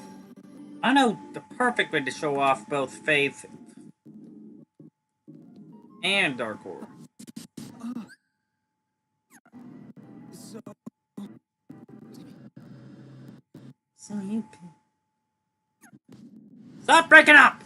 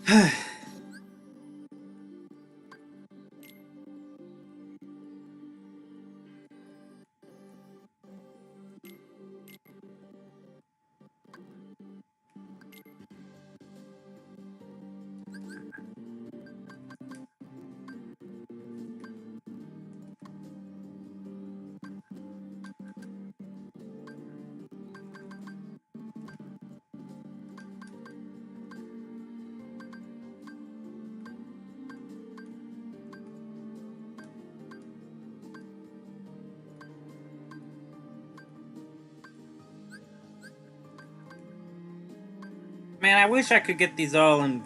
I wish I could sort these all in alphabetical order.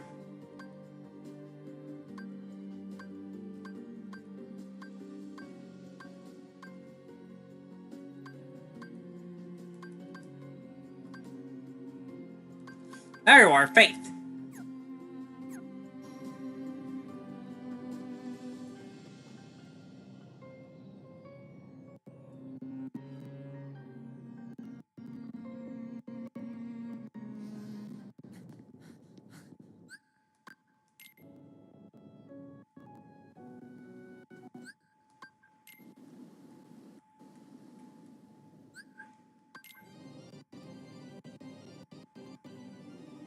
As your flesh bears the sigil, so your name shall be known as that of a recusant.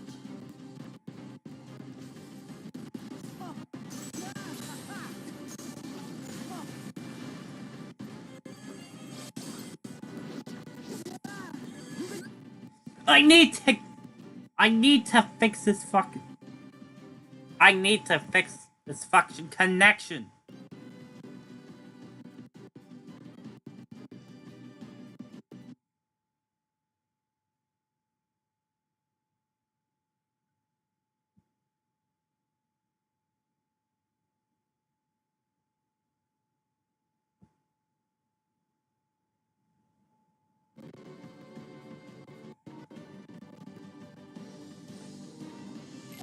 Ah, much better. I spoke too soon! Damn it!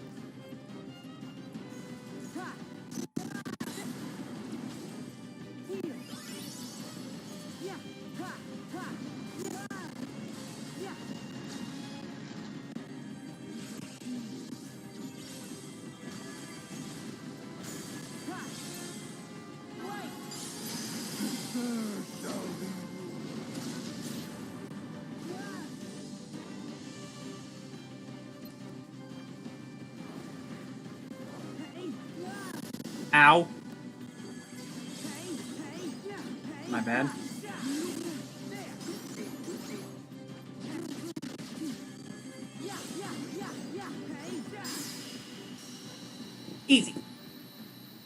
But yeah, there was faith.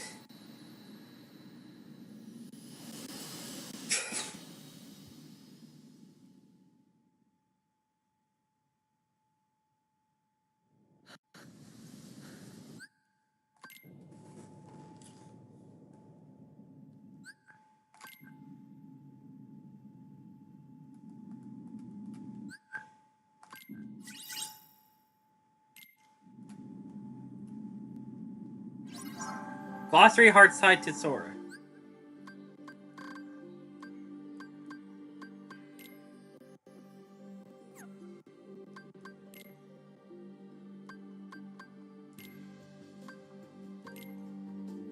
Yeah, we got that. Yeah, we got that.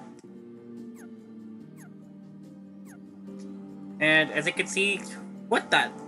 What? The drop gauge is gone.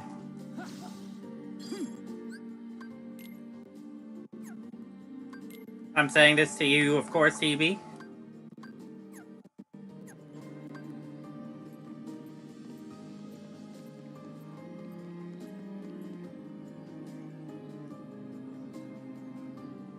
So now I can do literally anything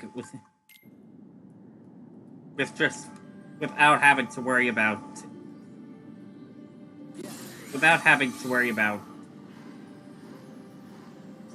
the drop gauge. For what? Did you miss everything? I was eating dinner.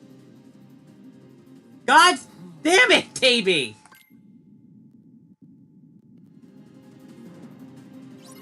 What's the point of having a phone if you're not gonna watch in the background?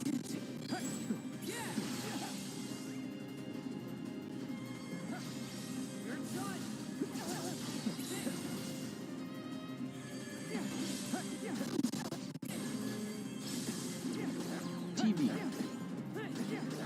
I did not miss everything.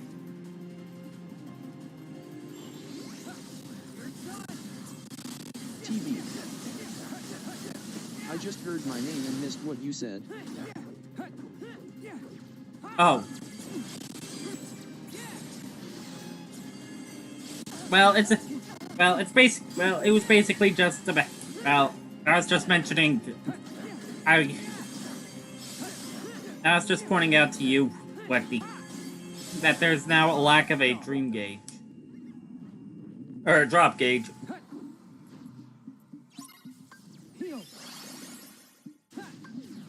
You shall wander forever.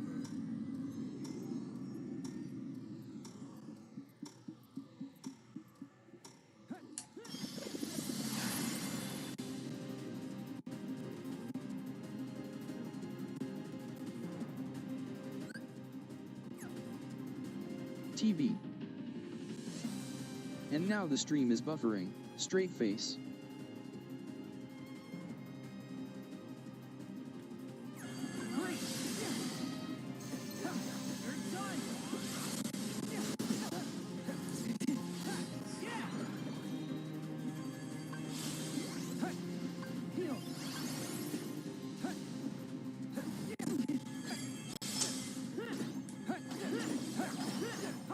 Time stop.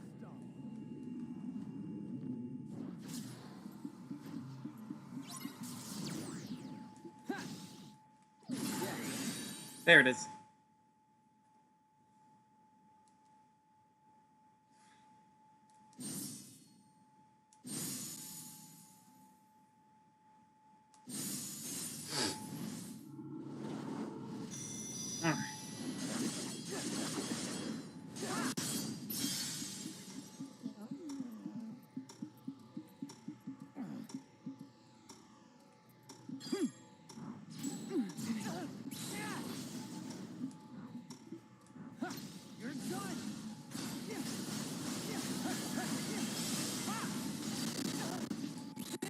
That move is from Kingdom Hearts 3 Chain of Memories, by the way.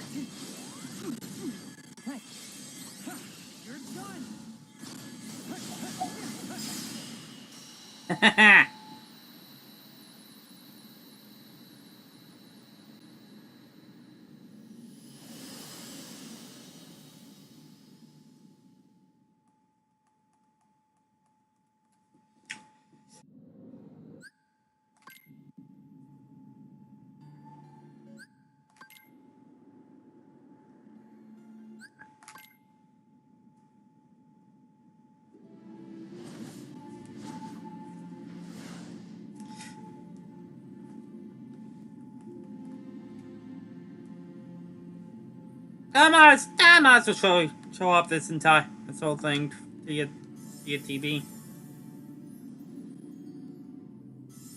Since you missed the entirety of the original stream. Oh my god. Oh my god, my input. God, remote play is giving me so much input delay. I can't move. Can't fucking stare.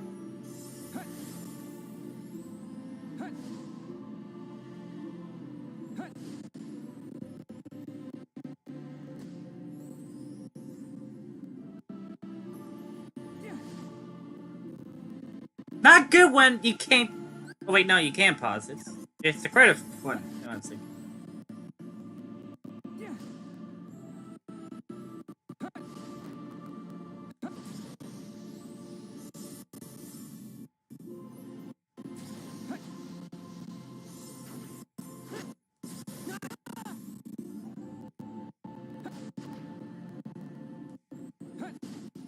I can't even stare.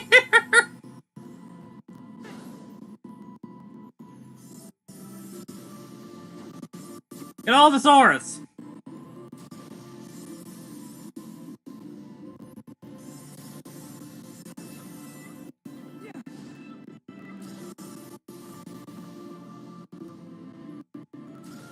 I can't pick any of them up. Remote play. This is not the time to be acting up.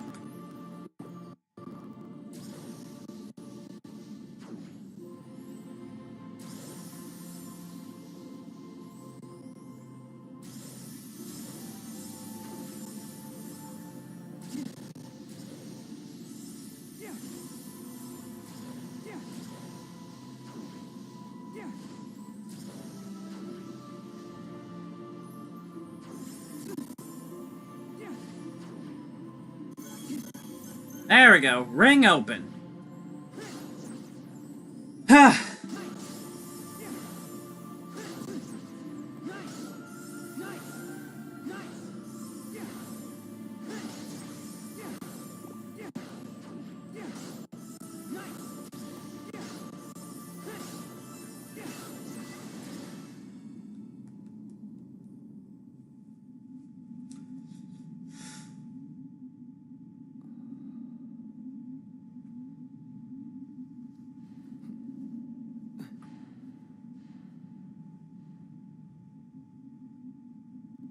This abyss.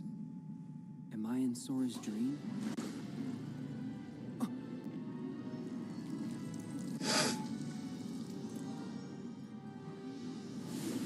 What? What? This guy will make sense to TV once we get to Birth by Sleep. The Armored Ventus Nightmare. And in the original stream, I actually joked that this is the closest thing to being able to do Birth by Sleep the closest thing I'm gonna get to being able to do Birth by Sleep multiplayer, since it was randomly removed in the HD version of the game.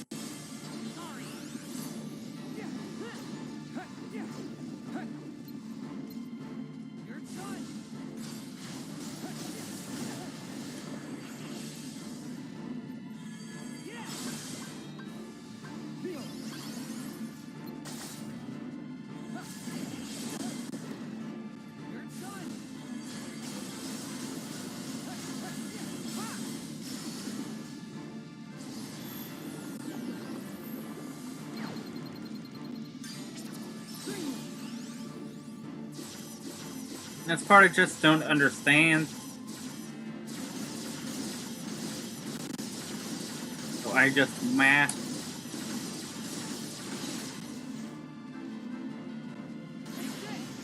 Like that.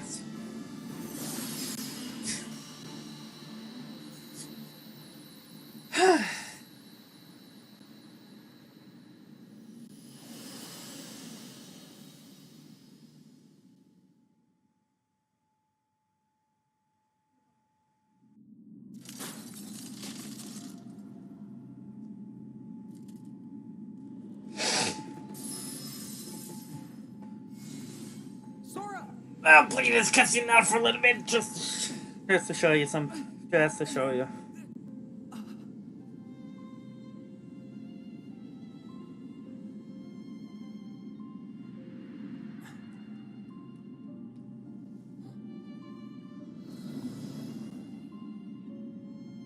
I'll find you, Sora. Riku actually wields the Kingdom Key. Finally.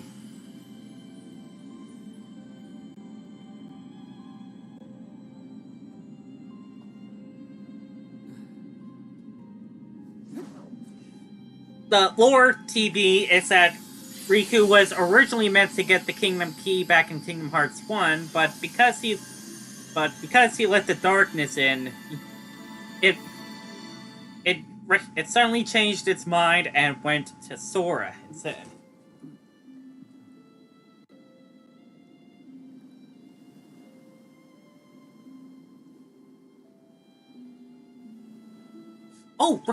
Oh, I can actually show. Oh, I can actually show the whole cutscene now. Because OBS randomly crashed before. Roxas? What is it that you're so afraid of? Huh?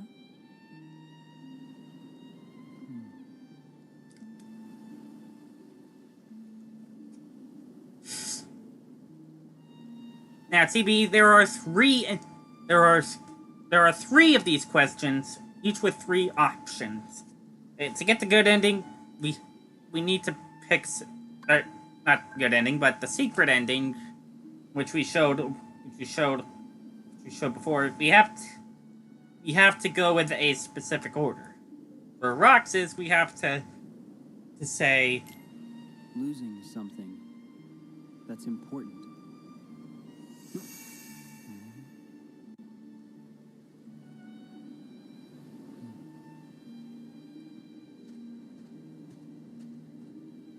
Roxas? No. Wait. What is the one thing you care about more than anything else? Huh?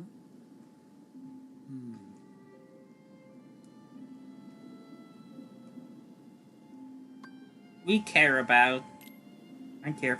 My close friends. What is going on? Huh? Sora!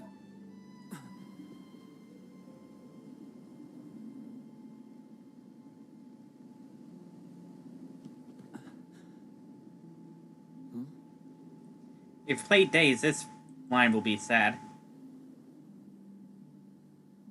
Who are you?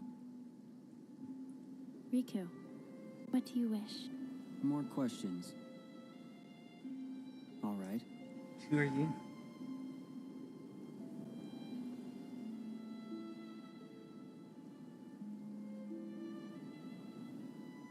I wish.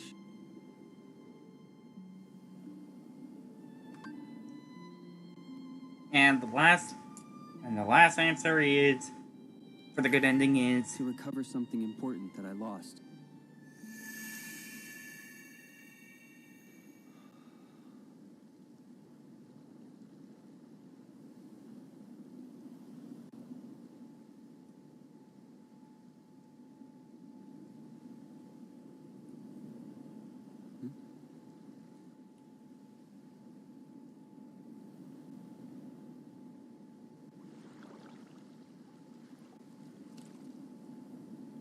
What's this? You were not the visitor I expected. Diz! I mean, Ansem the Wise. What are you doing here? Perhaps I wanted to atone for events of the past, even if no apology can undo the harm I have wrought. I felt that I ought to leave at least something behind. So I digitized myself and my research and hid them within Sora. So this is... data? Yes. A clue, I hope, to finding yourselves or your lost friends in your hour of need. The heart has always been quick to grow. Each exposure to light, to the natural world, to other people, shapes this most malleable part inside of us. Nobody's are not different from us in that manner. Sora was the only one able to return to his human form without destroying his nobody. That True. is a statement to the love in his heart for other people and the bonds that tie them together. Perhaps he has the power to bring back the hearts and existences of those connected to him, to recreate people we thought were lost to us forever. Our most precious treasures, even an empty puppet, the trees of the forest, and the petals on the wind. There are hearts around us everywhere we look. And it does not take superhuman powers to see them. Surely we remember as children the way our hearts made everything seem so shiny and perfect. Sora has a heart like that, uncorrupted, willing to see the good before the bad. When he sees the heart in something, it then becomes real. When a connection seems broken, he may have the power to mend it. He has touched countless hearts. He has accepted them, and he has saved them. And some of those hearts have never left him, whether they fell into darkness or were trapped there, whether they sleep in the darkness of Sora's heart, or were welcomed into its warmth. They can be saved. All Sora needs to do is be himself and follow wherever it is that his heart takes him. Sorry for all the It is cutting. the best and the only way. Sorry for all the audio cutting. It's remote playing. The rest is in there. All right. Thanks. Thank you. Of course. Now, why is it that you are here? I kinda need to wake Sora up. Don't tell me he's gone to sleep again. Yeah. What'll I do with him? What, indeed? Never fear. Sora is safe. Okay, and that's where the and that is where and that is where the that's where we managed to get back in the initial stream. Rico!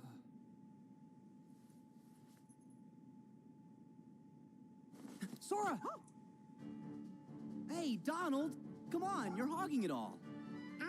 Calm down, Sora, and we'll get you. Gosh, it sure is yummy. Hey! Ew.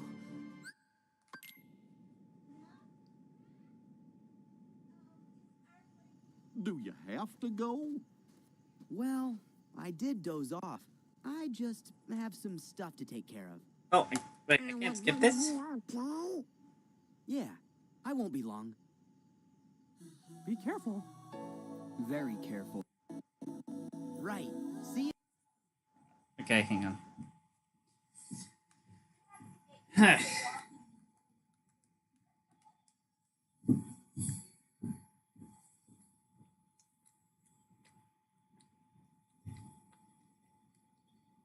yeah, this is the credits, of course.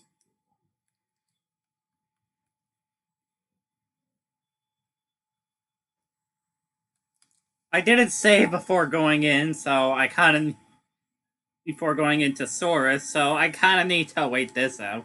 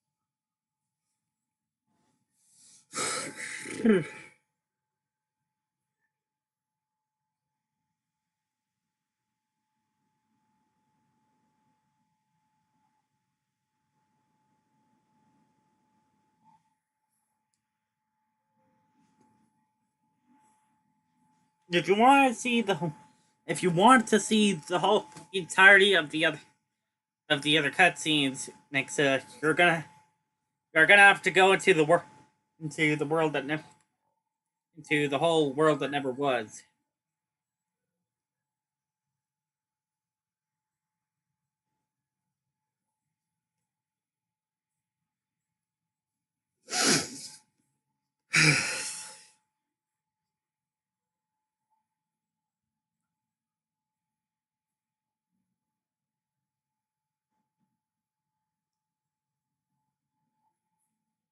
Be on December 1st after no, not November.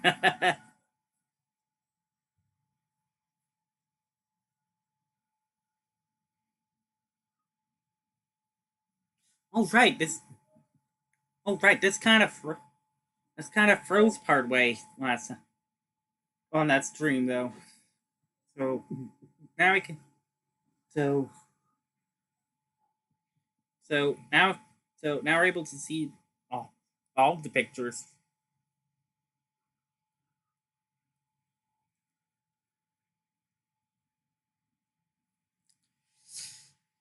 My friends are my power.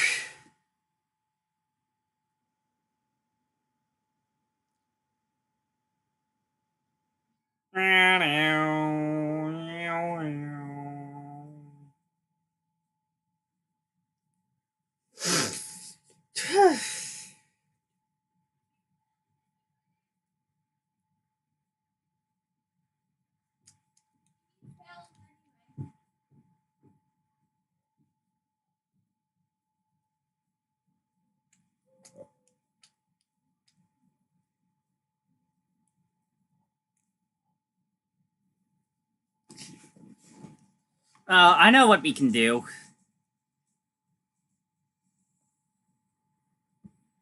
Let me just get my sound mixer.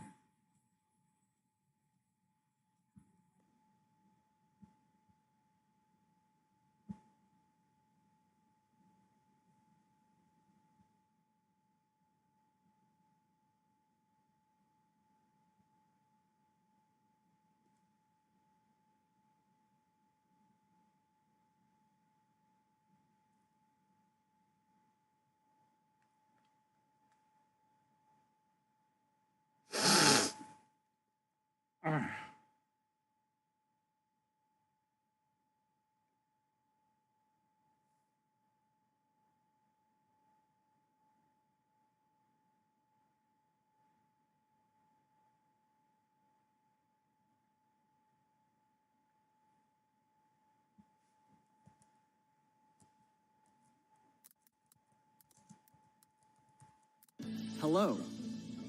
Communicate in English easily. Use Grammarly and feel confident with effective communication. Grammarly's instant corrections make your writing high quality and mistake-free, so you can focus on saying what you mean. Grammarly ensures you communicate clearly with fluency suggestions tailored specifically. Shut up for now, please.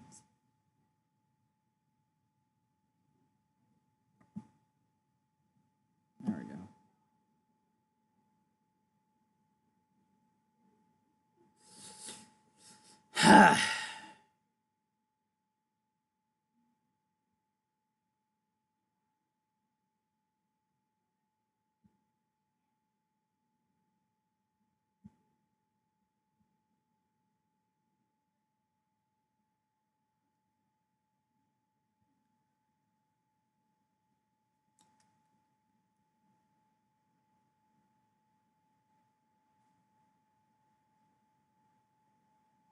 So we saw Iono.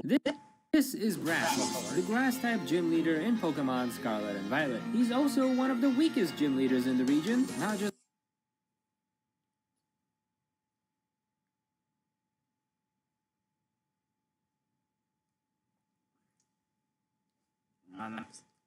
That's a little. Hold up a minute. That's a little bit inappropriate right there.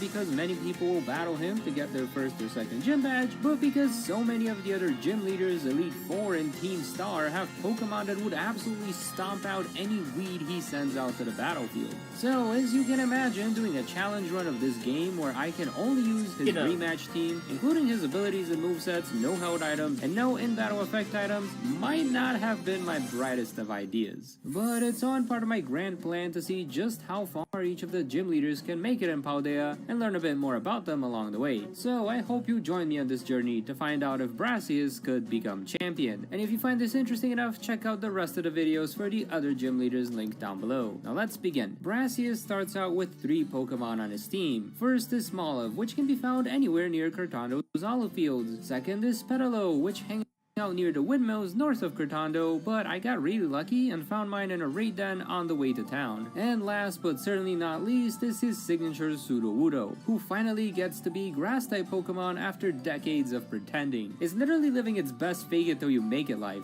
However, we can't get a Sudowoodo just yet because Bonsly don't learn the move Mimic until level 16, and I will be doing my best not to level up my team beyond the next gym leader's strongest Pokemon. So for the time being, meet Bonsly, who also happened to spawn right near Cartondo. Geez, Brassius must have spent a lot of time in this area. Maybe he made some of the decorations we see around the bakery. Who knows? What I do know is that it's time to kick this challenge off by battling Katie and her Bug-type Pokemon, which will be hard considering her Grass types take double damage from her Bug-type moves. The good news is that they don't do that much damage, so Smoliv can sneak in some tackles before getting knocked out. But Petalo is a lot less useful since it only knows special Grass-type moves, and Nimble's Struggle Bug attack lowers her special attack stat every time it hits us. We did manage to put it to sleep for a couple of turns, but her strongest move, Mega Drain, was barely doing any damage. So with just her lead, Katie has managed to wipe everyone but Bonsly. The good news is that Bonsly knows Rock-type moves, which will do double damage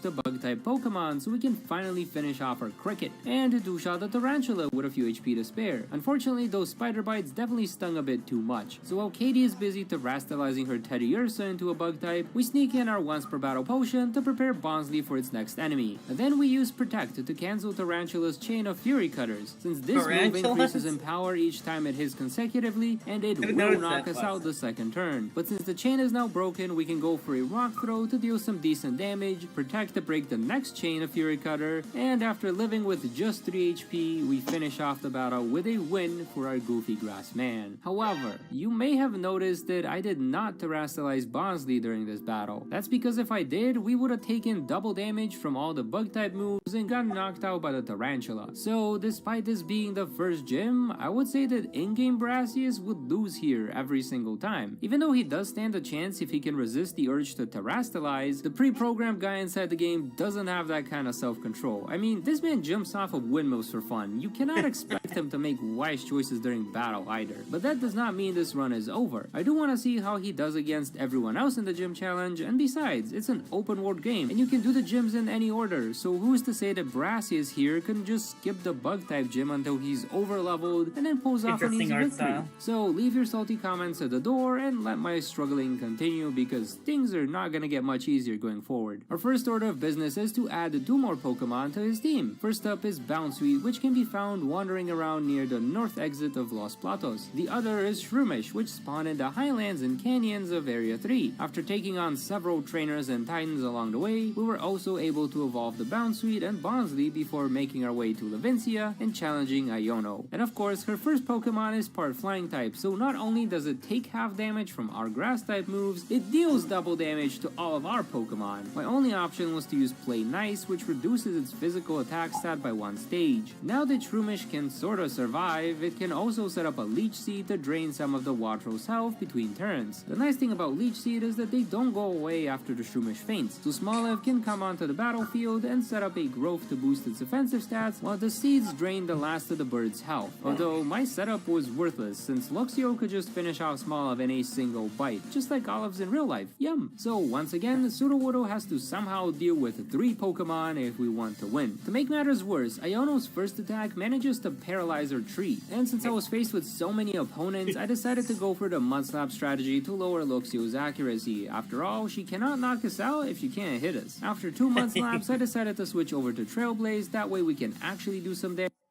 to Luxio, and I use the same strategy against Belly Bolt, 2 Mudslaps, then Trailblaze, although I also have to use up my one-time potion to make sure we could make it through to the final Pokemon. The only problem was that Sudowoodo kept being stunned by paralysis, so that Belly Bolt got her HP really low before getting knocked out, and despite having used Trailblaze like 5 times to also boost her speed, Iono's Miss Magius could just hit us first and one-shot the Sudowoodo, so once again, Brassius just loses here. Sudowoodo could bulk its way through Luxio and Belly Bolt since it's a very physically defensive Pokemon, but Miss Magius uses special attacks and has such a high speed stat that we can't even hope to get a hit in. Iono is just that good. However, I am better. You see, once you complete the Sunflora hunt in Artisan, you can talk to the attendant one more time and do it all over again. But this time, you get a special reward for finding all of the Sunflora, a Sunstone, which can be used to evolve Petalo into Lilligant, and this flower is an absolute powerhouse of a Pokemon. It learns 2 amazing moves the moment it evolves. First is Quiver Dance, which boosts the user's special attack, special defense, and speed stat by 1 stage. Then we have Petal Dance, a powerful grass type move that locks in for 2 to 3 turns, then applies confusion to its user. However, thanks to Lilligant's own tempo ability, we will not be confused when the move ends. We also get to keep Mega Drain, which allows us to restore some health while knocking out Luxio, but since Iono plays dirty and paralyzes us, I decided to drop my one-time heal, then set up some more Quiver Dance. And then I go for the Mega Drain to try and restore some of our health, although thanks to that pesky Electromorphosis ability, Belly Bolt kept knocking it back down to the red over and over again. But that's okay, because now that its own HP is in the red, it's time to twirl. Hey, it's me, your Damn it. skin. Some cleansers get us clean, but take my moisture. CeraVe cleansers. Okay! And not even her Miss Magius is safe from our overpowered Lilligant. Oh no! How could I lose? That's because you underestimated the power of Mr. Shocky Sheep. But I've never met a Mr. Shocky Sheep. Never mind that. Are you doing okay, Brassius? You sound a little different. Oh, I'm doing just fine. Thank you for asking, Miss Iono. Wow! How did you just change your voice like that? You have to teach me. As much as I would love to take you on as my apprentice, I'm afraid that is no mere voice acting. Take it away, maestro! So you don't remember me at all. A talking Pokemon? I never forget someone like that. Which is strange, because we should have met when you were recording for your 10 Sides of Paldea videos. How did you hear about that series? I did make a sample episode, but it just didn't vibe with me. Too much promo. Not enough Ayana! So, no Mareed falling out of the sky? No, friendo. Although that definitely would have made for some good content. I see. Seems we're back to square one. So, wanna be in a video? As fun as that sounds, I think I'll have to pass. For now, I have to focus on figuring out what's going on. Aw, Alrighty then, another time. See you later, friendos! Thanks, Iono. See ya. Seems like you've hit a dead end. Not quite. I do have one more lead, but to do that, I'm going to need you to become champion. That is quite the grand role for someone as meager as me. But if these past 2 battles have been enough to pass my audition, I will gladly play my part in creating your masterpiece. I'm just trying to find my way home. No masterpieces here. It seems you've been blinded by a mudshot from Arceus itself. You see, little maestro, art imitates life, your journey, your struggles, your companions along the way. They are akin to the shapes and colors that take form. What you see as mere inconvenience at present, I see as the outline for a wonderful masterpiece. Truly avant-garde. I don't get it, but I can kind of see where you're going with this. Anyways, let's make our way to the next gym. As you wish, maestro. Having obtained our second gym badge, we decided to take on the lurking Steel Titan and level up our team a bit before heading out west towards Cascarafa, where we finally get to have a type advantage. All we had to do was set up one quiver dance, then twirl our way to victory.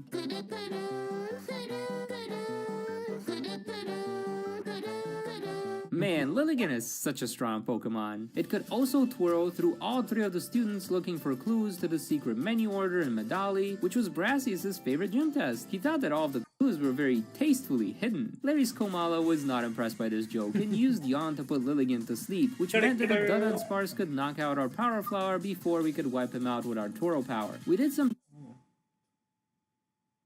chip damage with Dolph, then sent out Serena to drop kick this roadblock out of the way, although he did manage to paralyze us with a glare. This left Larry with just his Staraptor, who intimidated us and, oh yeah, has a flying type move that can one-shot anyone on our team. But by a stroke of luck, Shroomish got to trigger its Effect Spore ability and put the bird to sleep right as it got knocked out. This meant Sudowoodo could safely come in and trailblaze through Staraptor's HP, and finally get in a sneaky Sucker Punch to finish it off before it can cut down our fake tree. We got quite a bit lucky here, but hey, a win is a win. Things were looking up for Brassius, but before we go on to the next gym, it was time for a detour. You see, the way I handle the moveset rule for these runs is to teach the endgame move to my Pokemon as soon as it's available. For some TM-based moves, that means I can't get it until I've defeated one of the last 2 Titans, since most of the TMs are available in the overworld, but are hidden on some ledges or cliffs that I need to glide or climb to reach. There is, however, an exception. The TMs for the Elemental Punches are only available as craftable items from the TM machine, but to get their recipes, I need to defeat Don Atticus. I generally don't talk about the Team Star battles because the extreme limitations of these runs make them near impossible to win, especially against those Starmobiles, which will run over anything I try to use. I guess that makes sense lore-wise too. The gym leaders simply cannot defeat Team Star, and that's why all of their bases have remained untouched for like a year and a half. The only way I could win the fight against Atticus was by not terrestrializing Sudowoodo and alternating between spamming healing items and Rock Slide. Now I know this obviously breaks all the rules I've set for this run, and you can get as salty at me as you want, but unless you can clear this challenge run with all these restrictions, I don't want to hear it. My priorities are on keeping the team as true to character as possible and seeing how Brassius does against the gym leaders in Elite 4. So if I have to fudge the rules a bit to get a TM from Team Star, I think that is a-okay. Besides, I still have to put in the extra work to actually craft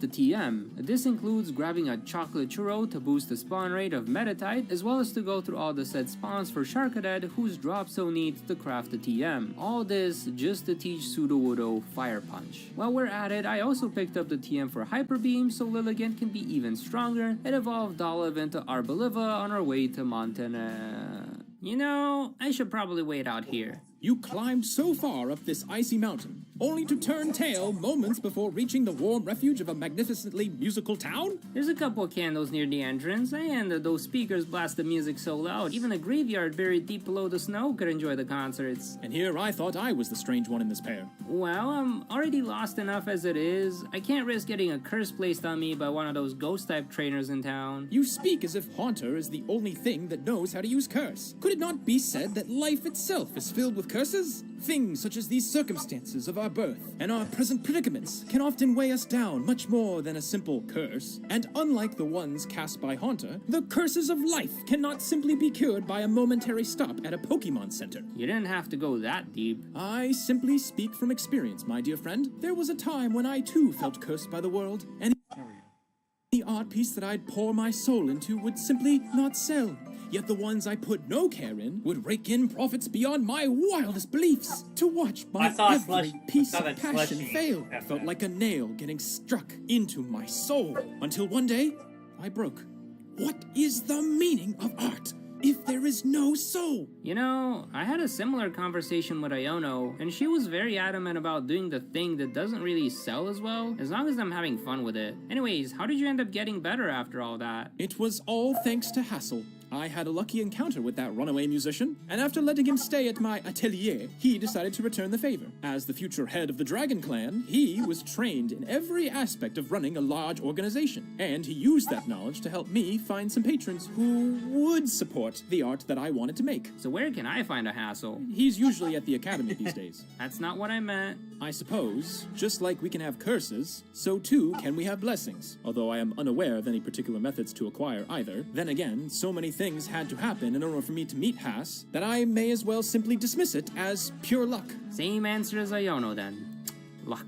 She may be a rambunctious child, but it appears that Miss Iono is wiser than she lets on. Perhaps I should take her on as my apprentice. I think you should focus on getting the gym badge instead. Now go break a leg, Brassius. Avant-garde! And so he went into the spooky town to battle the spooky gym leader. The one bit of good news is that this guy named MC Sludge would commentate during the match over the speakers, and I could hear it all the way out here. So it really sounded like Brassius started out with Lilligant and Arboliva. He set up a quiver dance and attacks the bayonet with an energy ball since that thing has an ice type move. And then he goes for a pedal dance to finish off the first ghost and an energy ball to break Mimikyu's disguise. Meanwhile, the Mimikyu hits Arboliva, triggering its Seed Sower ability, which creates a grassy terrain. This will heal every Pokemon on the ground at the end of each turn and boost the power of grass type moves by 30%. In other words, Lilligant's twirly attack can now easily one-shot Houndstone. The crowd was going wild, giving Brassius' Pokemon all sorts of boosts in the offensive stats and speed, which was bad news for Rhyme and her Toxtricity. Seems like Brassius had an extremely easy time winning this gym badge. Before running off to the next town, he decided that it was finally time for him to evolve little old Shroomish. You see, this Pokemon usually evolves around level 23, but there's a really important move that it can only learn while still a Shroomish. Spore. This is a powerful grass type move that can put any enemy to sleep with 100% accuracy, and Shroomish doesn't learn it until level 40. And now that it knows the move, it can finally evolve. And since our team is fully complete, we make our way to Alfornada and battle Tulip. The strategy here should be quite familiar at this point. Set up a quiver dance, then twirl around and sweep through most of Tulip's team. However, this won't work on Florges, who has the highest special defense stat amongst every Pokemon available in Paldea. I suppose the best way to fight Bulk is with Bulk, so we sent out Arboliva next and set up a Leech Seed. Then we chip away at its health with an Energy Ball and have Serena finish off the battle with a Drop Kick. And that left us with just one more gym badge to get. Not gonna lie, gamers, I was a bit worried going into Grusha's gym, since Ice types deal double damage to a Grass type team. And of course, he leads with a Frostmoth, which resists our Grass type attacks. So I had to go for the Hyper Beam, which makes us unable to move for one turn. Thankfully, both of his Blizzard attacks missed, so we could take down Grusha's first Pokemon, but that Hyper Beam left us wide open to an Icicle Crash. So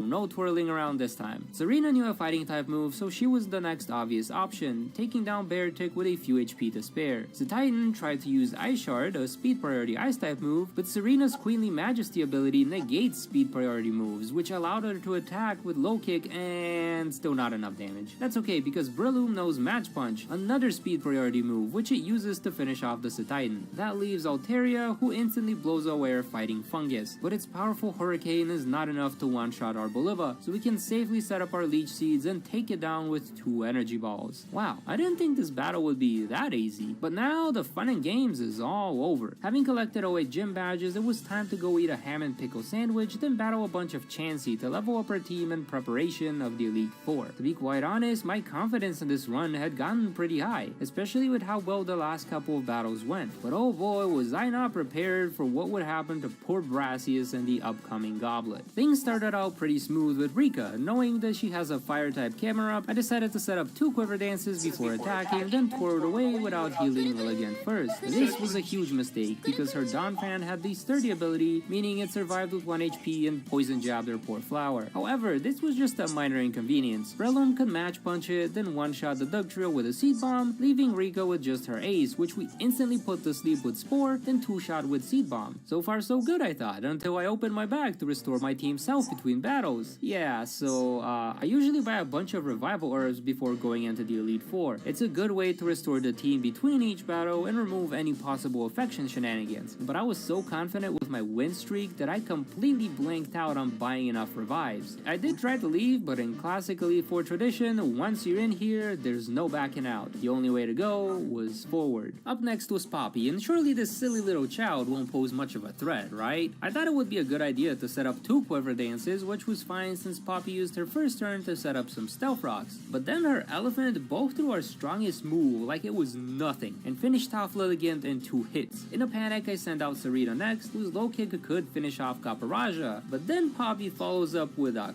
Corviknight. This thing just resists all of our moves. The one hope I had here was that Corviknight would knock itself out thanks to Brave Bird's recoil effect, and with a slight nudge to its HP from a match punch, it did just that. Now it was time to fight bulk with bulk. She set up a light screen, we set up a leech seed, then she did some minor damage and we did some minor damage, but that's when I realized we had a secret move this whole time that could turn the battle around. Terrain Pulse is a weak normal type move, but it doubles in power and changes its type based on the current terrain, the grassy terrain, making it do significantly more damage than an energy ball. So after changing a couple of more blows, we came out on top, except she had 2 more Pokemon. The strategy against Bronzong was very much the same. Leech Seed, the Terrain Pulse, wait for it to faint. Although we also had to use up her one-time heal to survive this encounter. That left just a terrifying pink creature with a giant hammer which instantly knocked Arboliva off the field. At this point, I was genuinely worried, but since this stupid child used Gigaton Hammer on the previous Pokemon, it's not a move it can use back to back, so she went for the Stone Edge, which barely did any damage. This meant we could hit it with a Fire Punch, and as luck would have it, inflict burn on the pink menace. There was now hope. With its physical damage cut in half, the Gigaton Hammer was no longer a threat to our existence, meaning this fake tree could use its flaming fist to win the battle against this 5-year-old.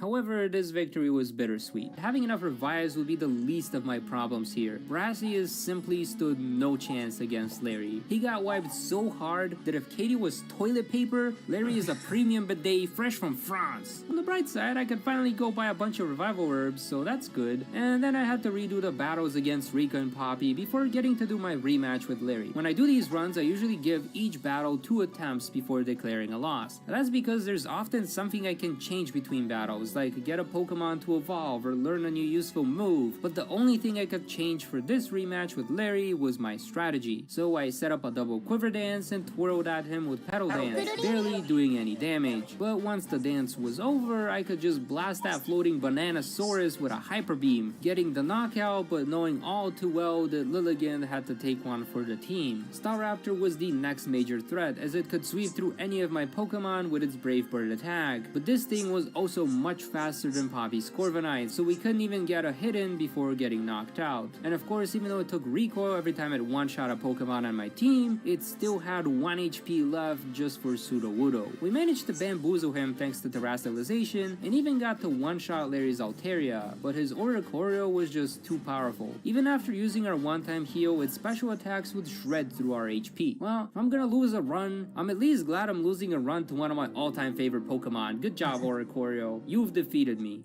I could come up with some sort of cope excuse for failing a gym battle, but there's no way around the Elite Four. Brassius simply loses here. Of course, having made it this far, I figured I might as well see how Brassius does against his best friend Hassel in the top champion Gita. I mean, we're already here, right? So I cheesed the fight with a boatload of revival herbs and moved on to the next one. We set up a quiver dance while he cuts her health in half with Super Fang. Then we hyper beam the Noivern but don't really do much damage. Serena can finish it off with a Play Rough and also Zen Headbutt the Dragalge, although she took too much damage from its poison type attacks. Flapple was going to be another major problem as it resists grass type moves, and even though Breloom tried its best, we couldn't take it down. Not a problem for Sudowoodo. Even Haxorus isn't that scary since we pack a lot of physical bulk, but Baxcalibur simply smashes through Brassius' art piece of a Pokemon as if it's just an ornament made out of glass. Of the two friends, Hasso would definitely win every single time, meaning 2 absolute losses for poor Brassius here. He ain't standing no chance to be champion, but like Geeta's right there, so we're gonna battle her too anyways. So we set up her light screen and then she gets a critical hit, which means poor Litigant is not gonna get to twirl ever again.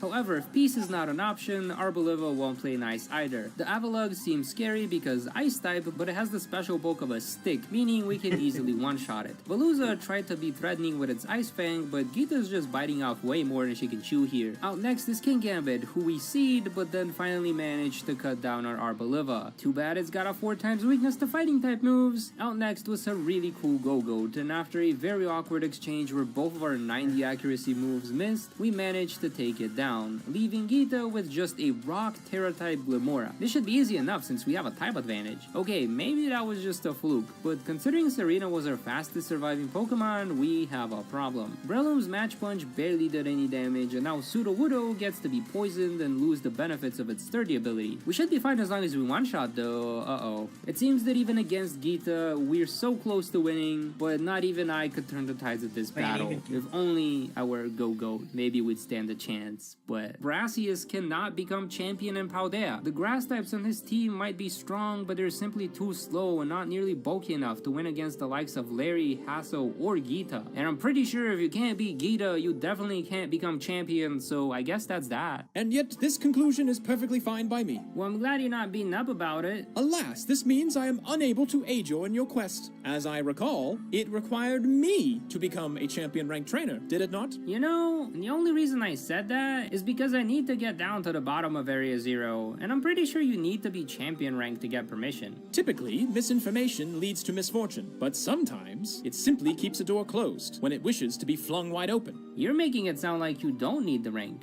If it were anyone else, perhaps they would, but I know a guy on the inside. Let me go talk to old Haas and see what we can do. It just occurred to me that even though a lot of things changed when I went back in time, the one thing that didn't was the package that Geeta needed to send down to the professor in Area Zero. Ha! See? Sometimes there are blessings in this world too. Now then, I believe this is the lab we're looking for? You are correct in your assumption, although I would not recommend being so loud in a place as dangerous as the Great Crater. There's nothing down here that truly Wudo could not handle. You must be Professor Sada? Your assumption is once again correct. Thank you for the quick delivery, and have a safe trip back home. Aren't you forgetting something, Sada? Did that Pokemon just talk? Oh, I guess you really are forgetting something. My memory works perfectly fine. Thank you very much. I would never forget a talking Pokemon like you. Yeah, just like your time machine would never leave me stranded in the past. Who told you such silly rumors? You, miss, works perfectly fine. The things you're saying make no sense. However, it is better to err on the side of caution. Would you two mind coming into my lab for some tea? I am quite famished after such a long walk. Fine, but Brassius, stay on your toes.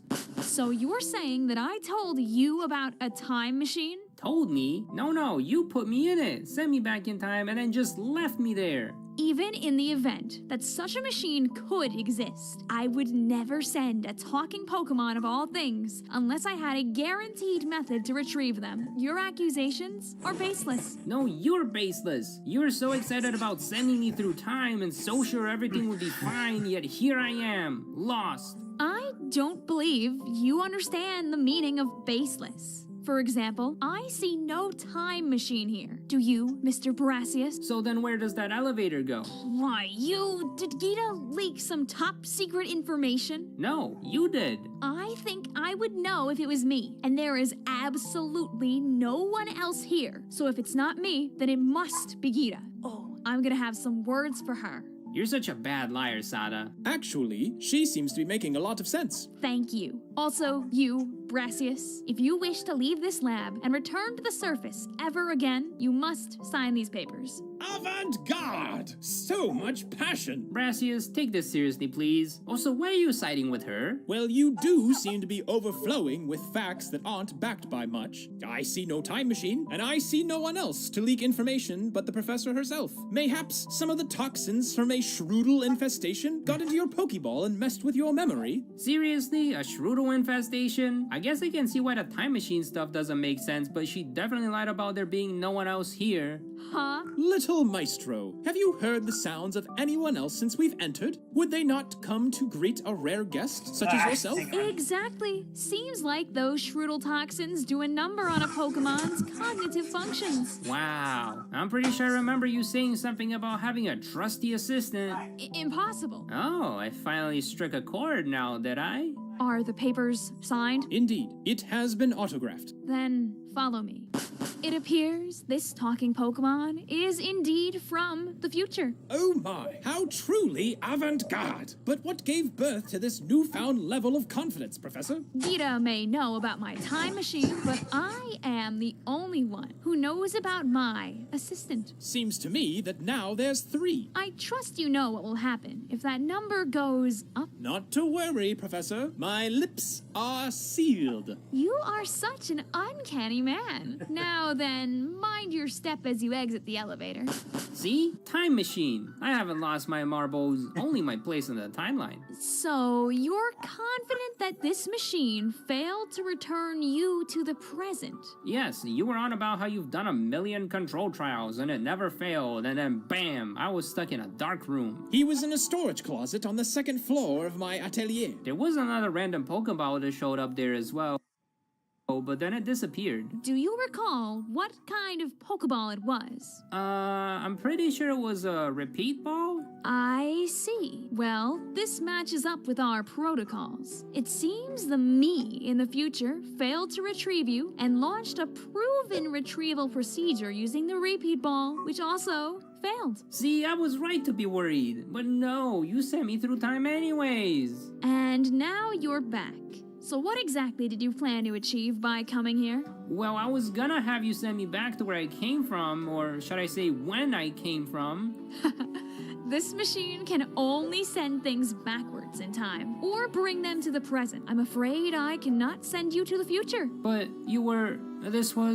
there's nothing you can do, then I really am lost. It was a moment exactly like this that gave birth to my masterpiece, the surrendering Sunflora. Now's not the time, Brassius. Well, if you've got nothing else to do, how about participating in another experiment? No, and why are you so obsessed with experiments? I am a scientist after all. Experiments is what I do. Besides, we might gain some insight into your predicament. Or I might end up getting even more lost.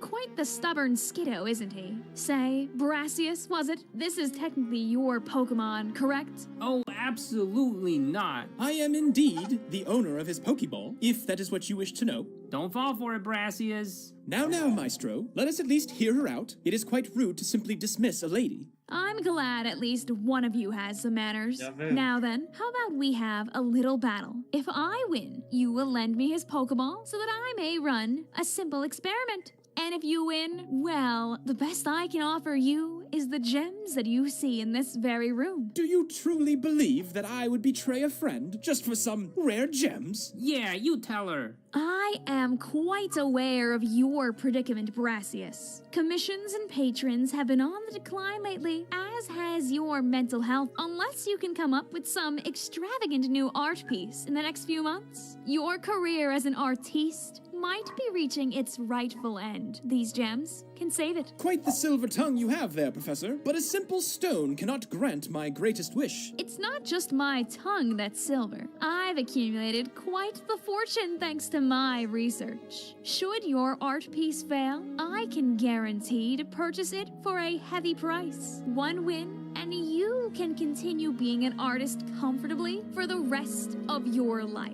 So, what do you say? You sure know how to drive a hard bargain, and I will hold you to your word the moment I win. Wise choice. No. Of course, this battle doesn't go well, because Sada cheats. We tried to Hyper Beam her Slither Wing, but it one-shots Lilligant, who is permanently banned from twirling in the endgame, apparently. Serena is able to bulk through its lunge attack, but it also lowers her offensive stat, meaning we can no longer one-shot it with the Zen Headbutt, so it takes us 3 Pokemon to finish off her first. Out next is Screamtail, who we can barely damage, but thankfully, Arboliva can bulk its way through. Using that signature Leech Seed to Rainbow strategy, we take out the fabulous Jigglypuff, but Fluttermane sets us aflame, leaving Brassius with just Sudowoodo once more. Thankfully, we got a critical hit with Stone Edge and managed to knock it out. Then we drop our one-time heal and Trailblaze through Sandy Shock's HP, but we could not outdamage the Brute Bonnet, who sucker punched our offensive tree. Of course, I didn't want to let her win, but none of my moves could do anything. Here I thought I could be as strong as Geeta's Go-Go, but who am I skidding? I'm just not good enough, at least not yet. Well then, a deal is a deal.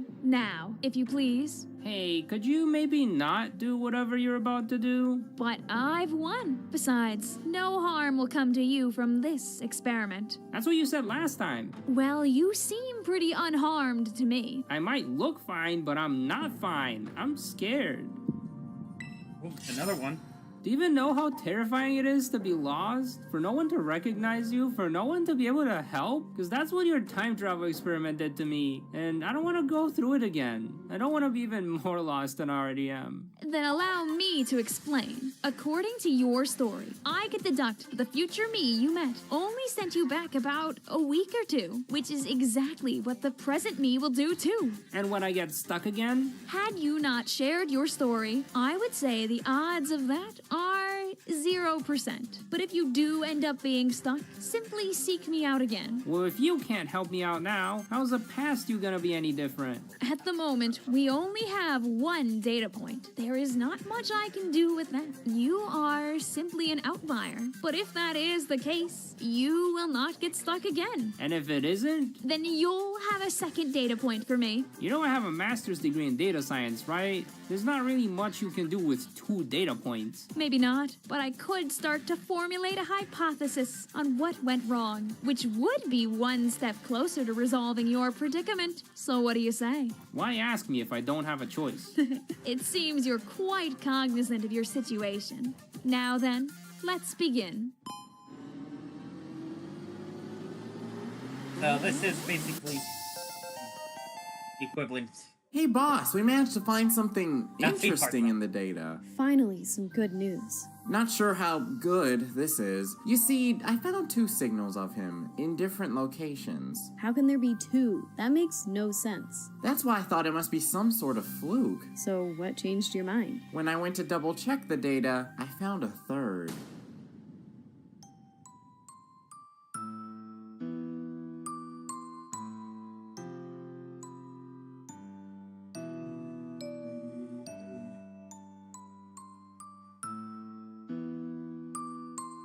To be continued.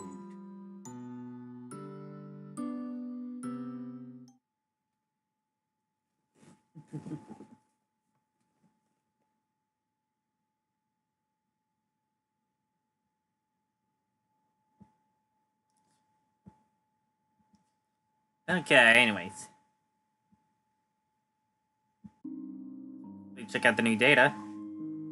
Port completion 91%. Will I ever get to 100%? Who knows?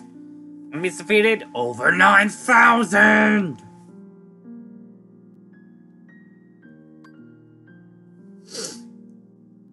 Really? Kamaroy Bat is still my best spirit friend?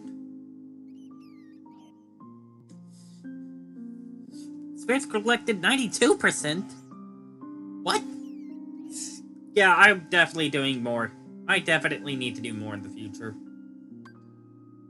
Or maybe I'll do that in my spare time.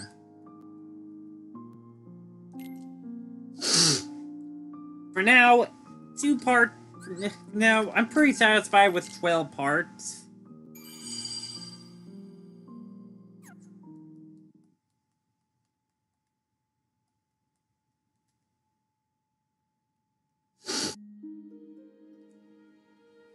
So I think I might move on.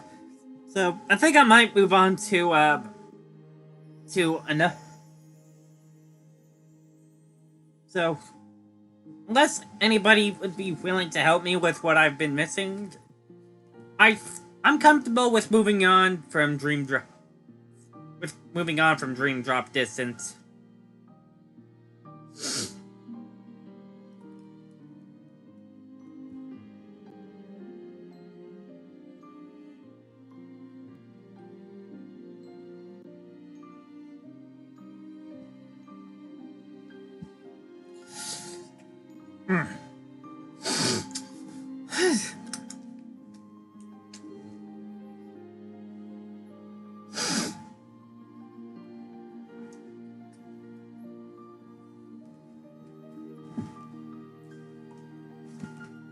I might also bring up the fact that I have been thinking about doing my own version of Basco Games' this little series here.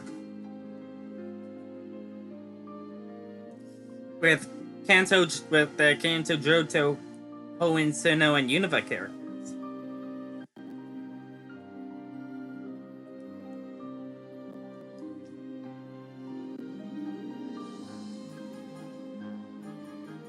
I've been thinking Volkner, Brock, Sabrina, Erica, Jasmine, Flannery, Iris, even Janine.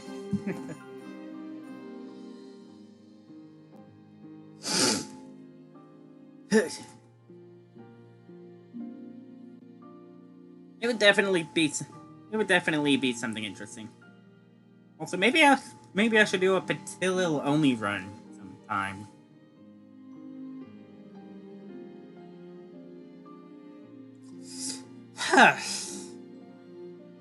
Anyways, I'm getting off topic.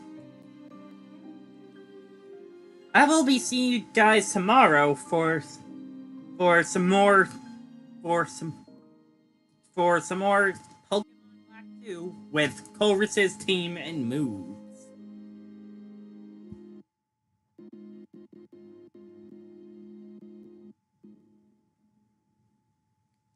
Sayonara.